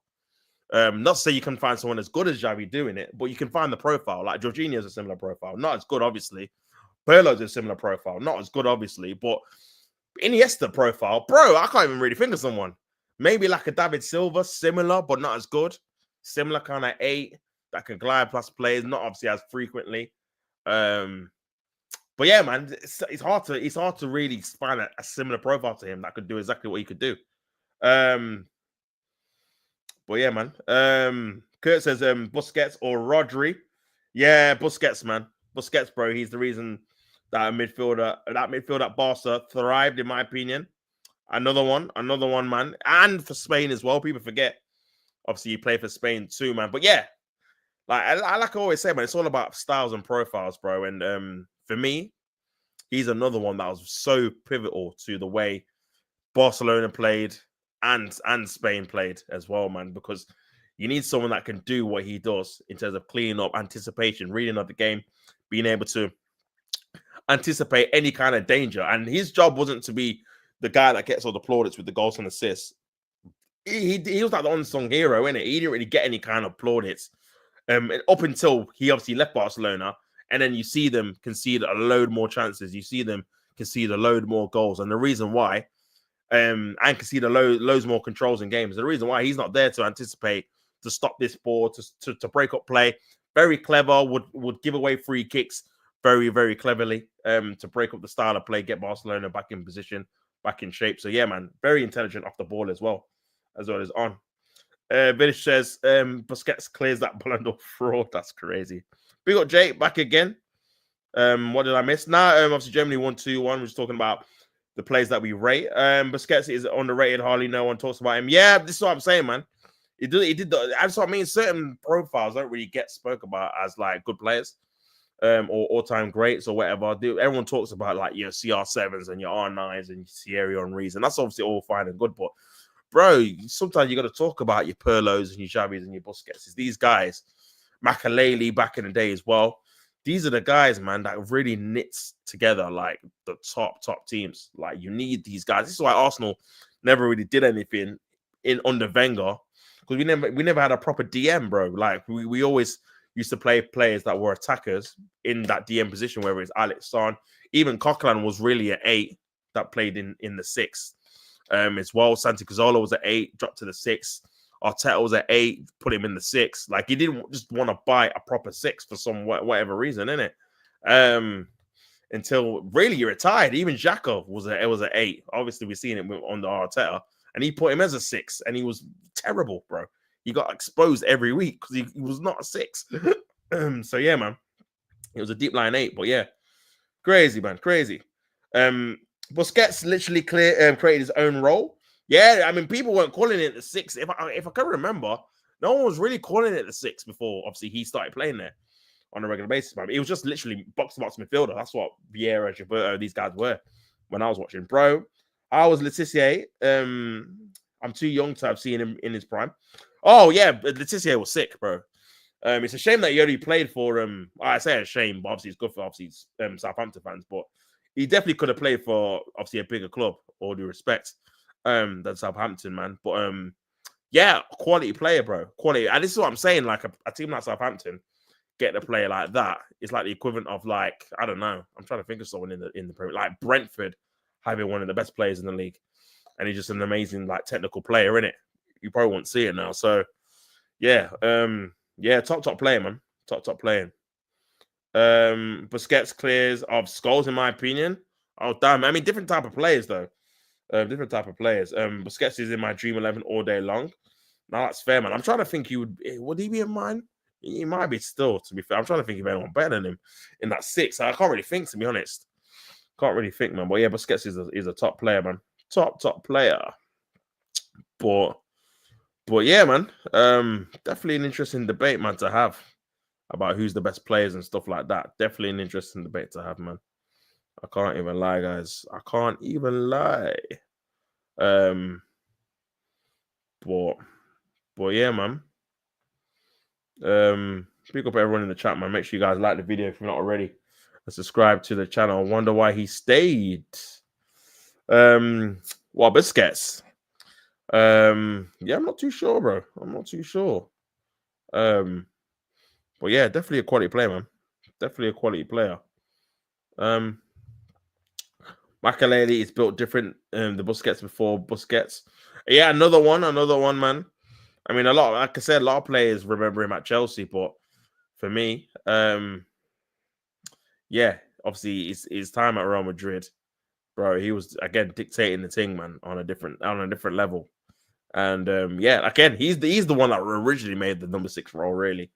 Someone that job was there just to clean up, make sure he anticipates obviously the opposition and stuff. Yeah, that was really the main concern and the main role. To be honest, man, with him. But yeah, man. In a bit. SCN, bro. SCN, Mikel as well, very good player. SCN, a quality player too. Yeah, Yeah, man. I know that. And again, Essien again was like he's like a 6/8 as well. Someone that could play both, man. Could score goals, could get forward, was driving the midfield, can anticipate well. Someone that you need on a regular basis, man. Someone that you need. I went to a charity match once where Letitia, James Beattie, etc. We were meant to play, and it was just a load of Premier Leagues who played in the academy or the reserves. Oh, mad! That's crazy, man. That's crazy. That sounds like a lot of fun, though. That sounds like a lot of fun, bro. To be fair, yeah. Sometimes I've had some decent players in the Premier League. To be honest with you, and obviously at one point they did have what the best academy in the country, man. At one point they were getting obviously poached all over the place, man. All over the pitch. What world class players would you say whoever playing now? What world class players that play now? There's not too many, you know. Modric or Carrick. I'll probably say Modric still. I'll probably say Modric. But Carrick is underrated though. But if I had to pick, I'd say Modric, man. Yeah, it was against my local team as well, which is against loads of dads and stuff. Now that's a decent cause, man. To be fair, that's a decent cause. That is a decent cause, man. In terms of world class players, just getting the news that Calafiori will be assessed by the Italian medical staff. Another injury, man. And the thing is, he didn't even get fouled. He just slips. Yeah. Not good, bro. He's not had a good season so far. I can't lie. Maybe obviously not fault of his own. But yeah, man, the injuries, man. This is like the third time he's been injured playing for Italy as well. So it is a bit concerning, man. Every time he goes to international duty, he just comes back with an injury of some sort. Hopefully, it's not too long because I'm not even assuming we're going to be needing him to play. Obviously, left back because Lewis Skelly can't play every game. So yeah, he's gonna have to be swapped in and out. But yeah, he could be out for maybe the season, man, if that's an actual serious knee injury. So yeah, not good, guys. Not good at all. But we shall see what happens with that. We shall see what happens with that, man. Rakitic or Modric? Gotta be Modric, man. Rakitic was a good player though. But yeah, gotta be Modric, bro. Got to be Modric. Modric's a quality player. Is Modric still class now? Would you say? I would say he's world class because obviously his game time is limited for a reason, but I still think he's got moments of world class ability in him. Like if push comes to shove, if you really needed him and really needed to use him, I feel like he could come up with a moment of magic still. Even at what is it? What 39, 40? I still think he could do it. But yeah, man, he's had a tremendous career after leaving Spurs. He's been sensational, already, hasn't he? How many Champions Leagues has he won? 6, 7, 8? I don't even know how many. Got to a World Cup final with Croatia. Got to a World Cup semi-final or was it last year?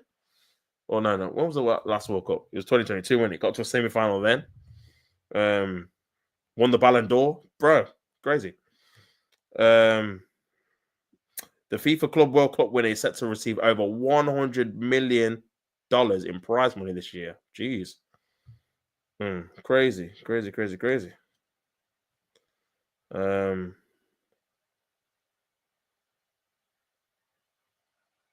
But yeah, man, looks like that looks terrible. I'm seeing the Calafiori injury again from another angle, and yeah, man, it looked like it might have overextended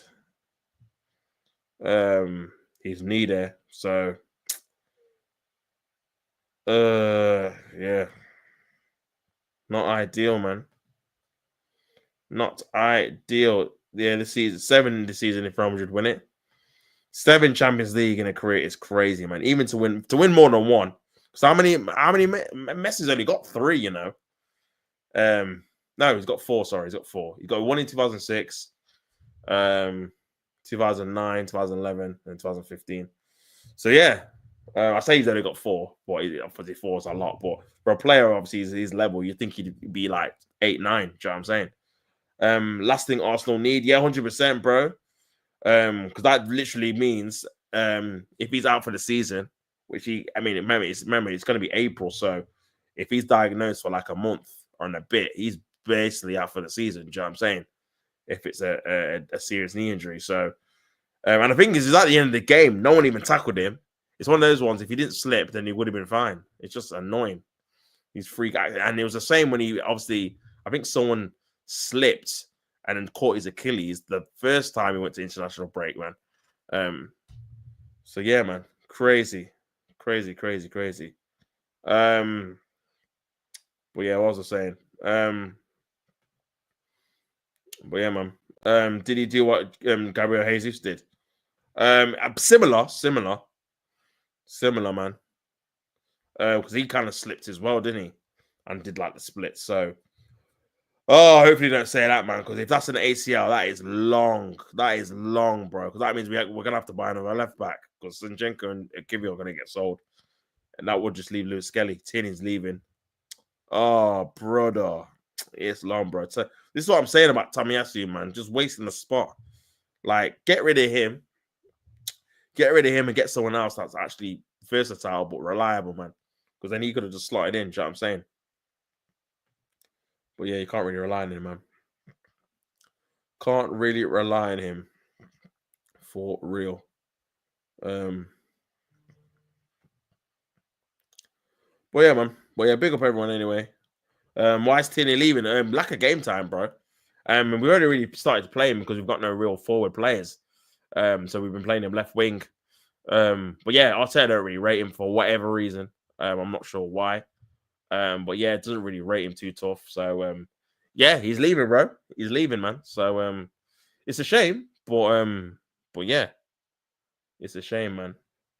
Bill Curtis says when you're back on League Gunners channel. I'm not too sure, bro. I'll have to drop him a message or something to see when he's free or whatever.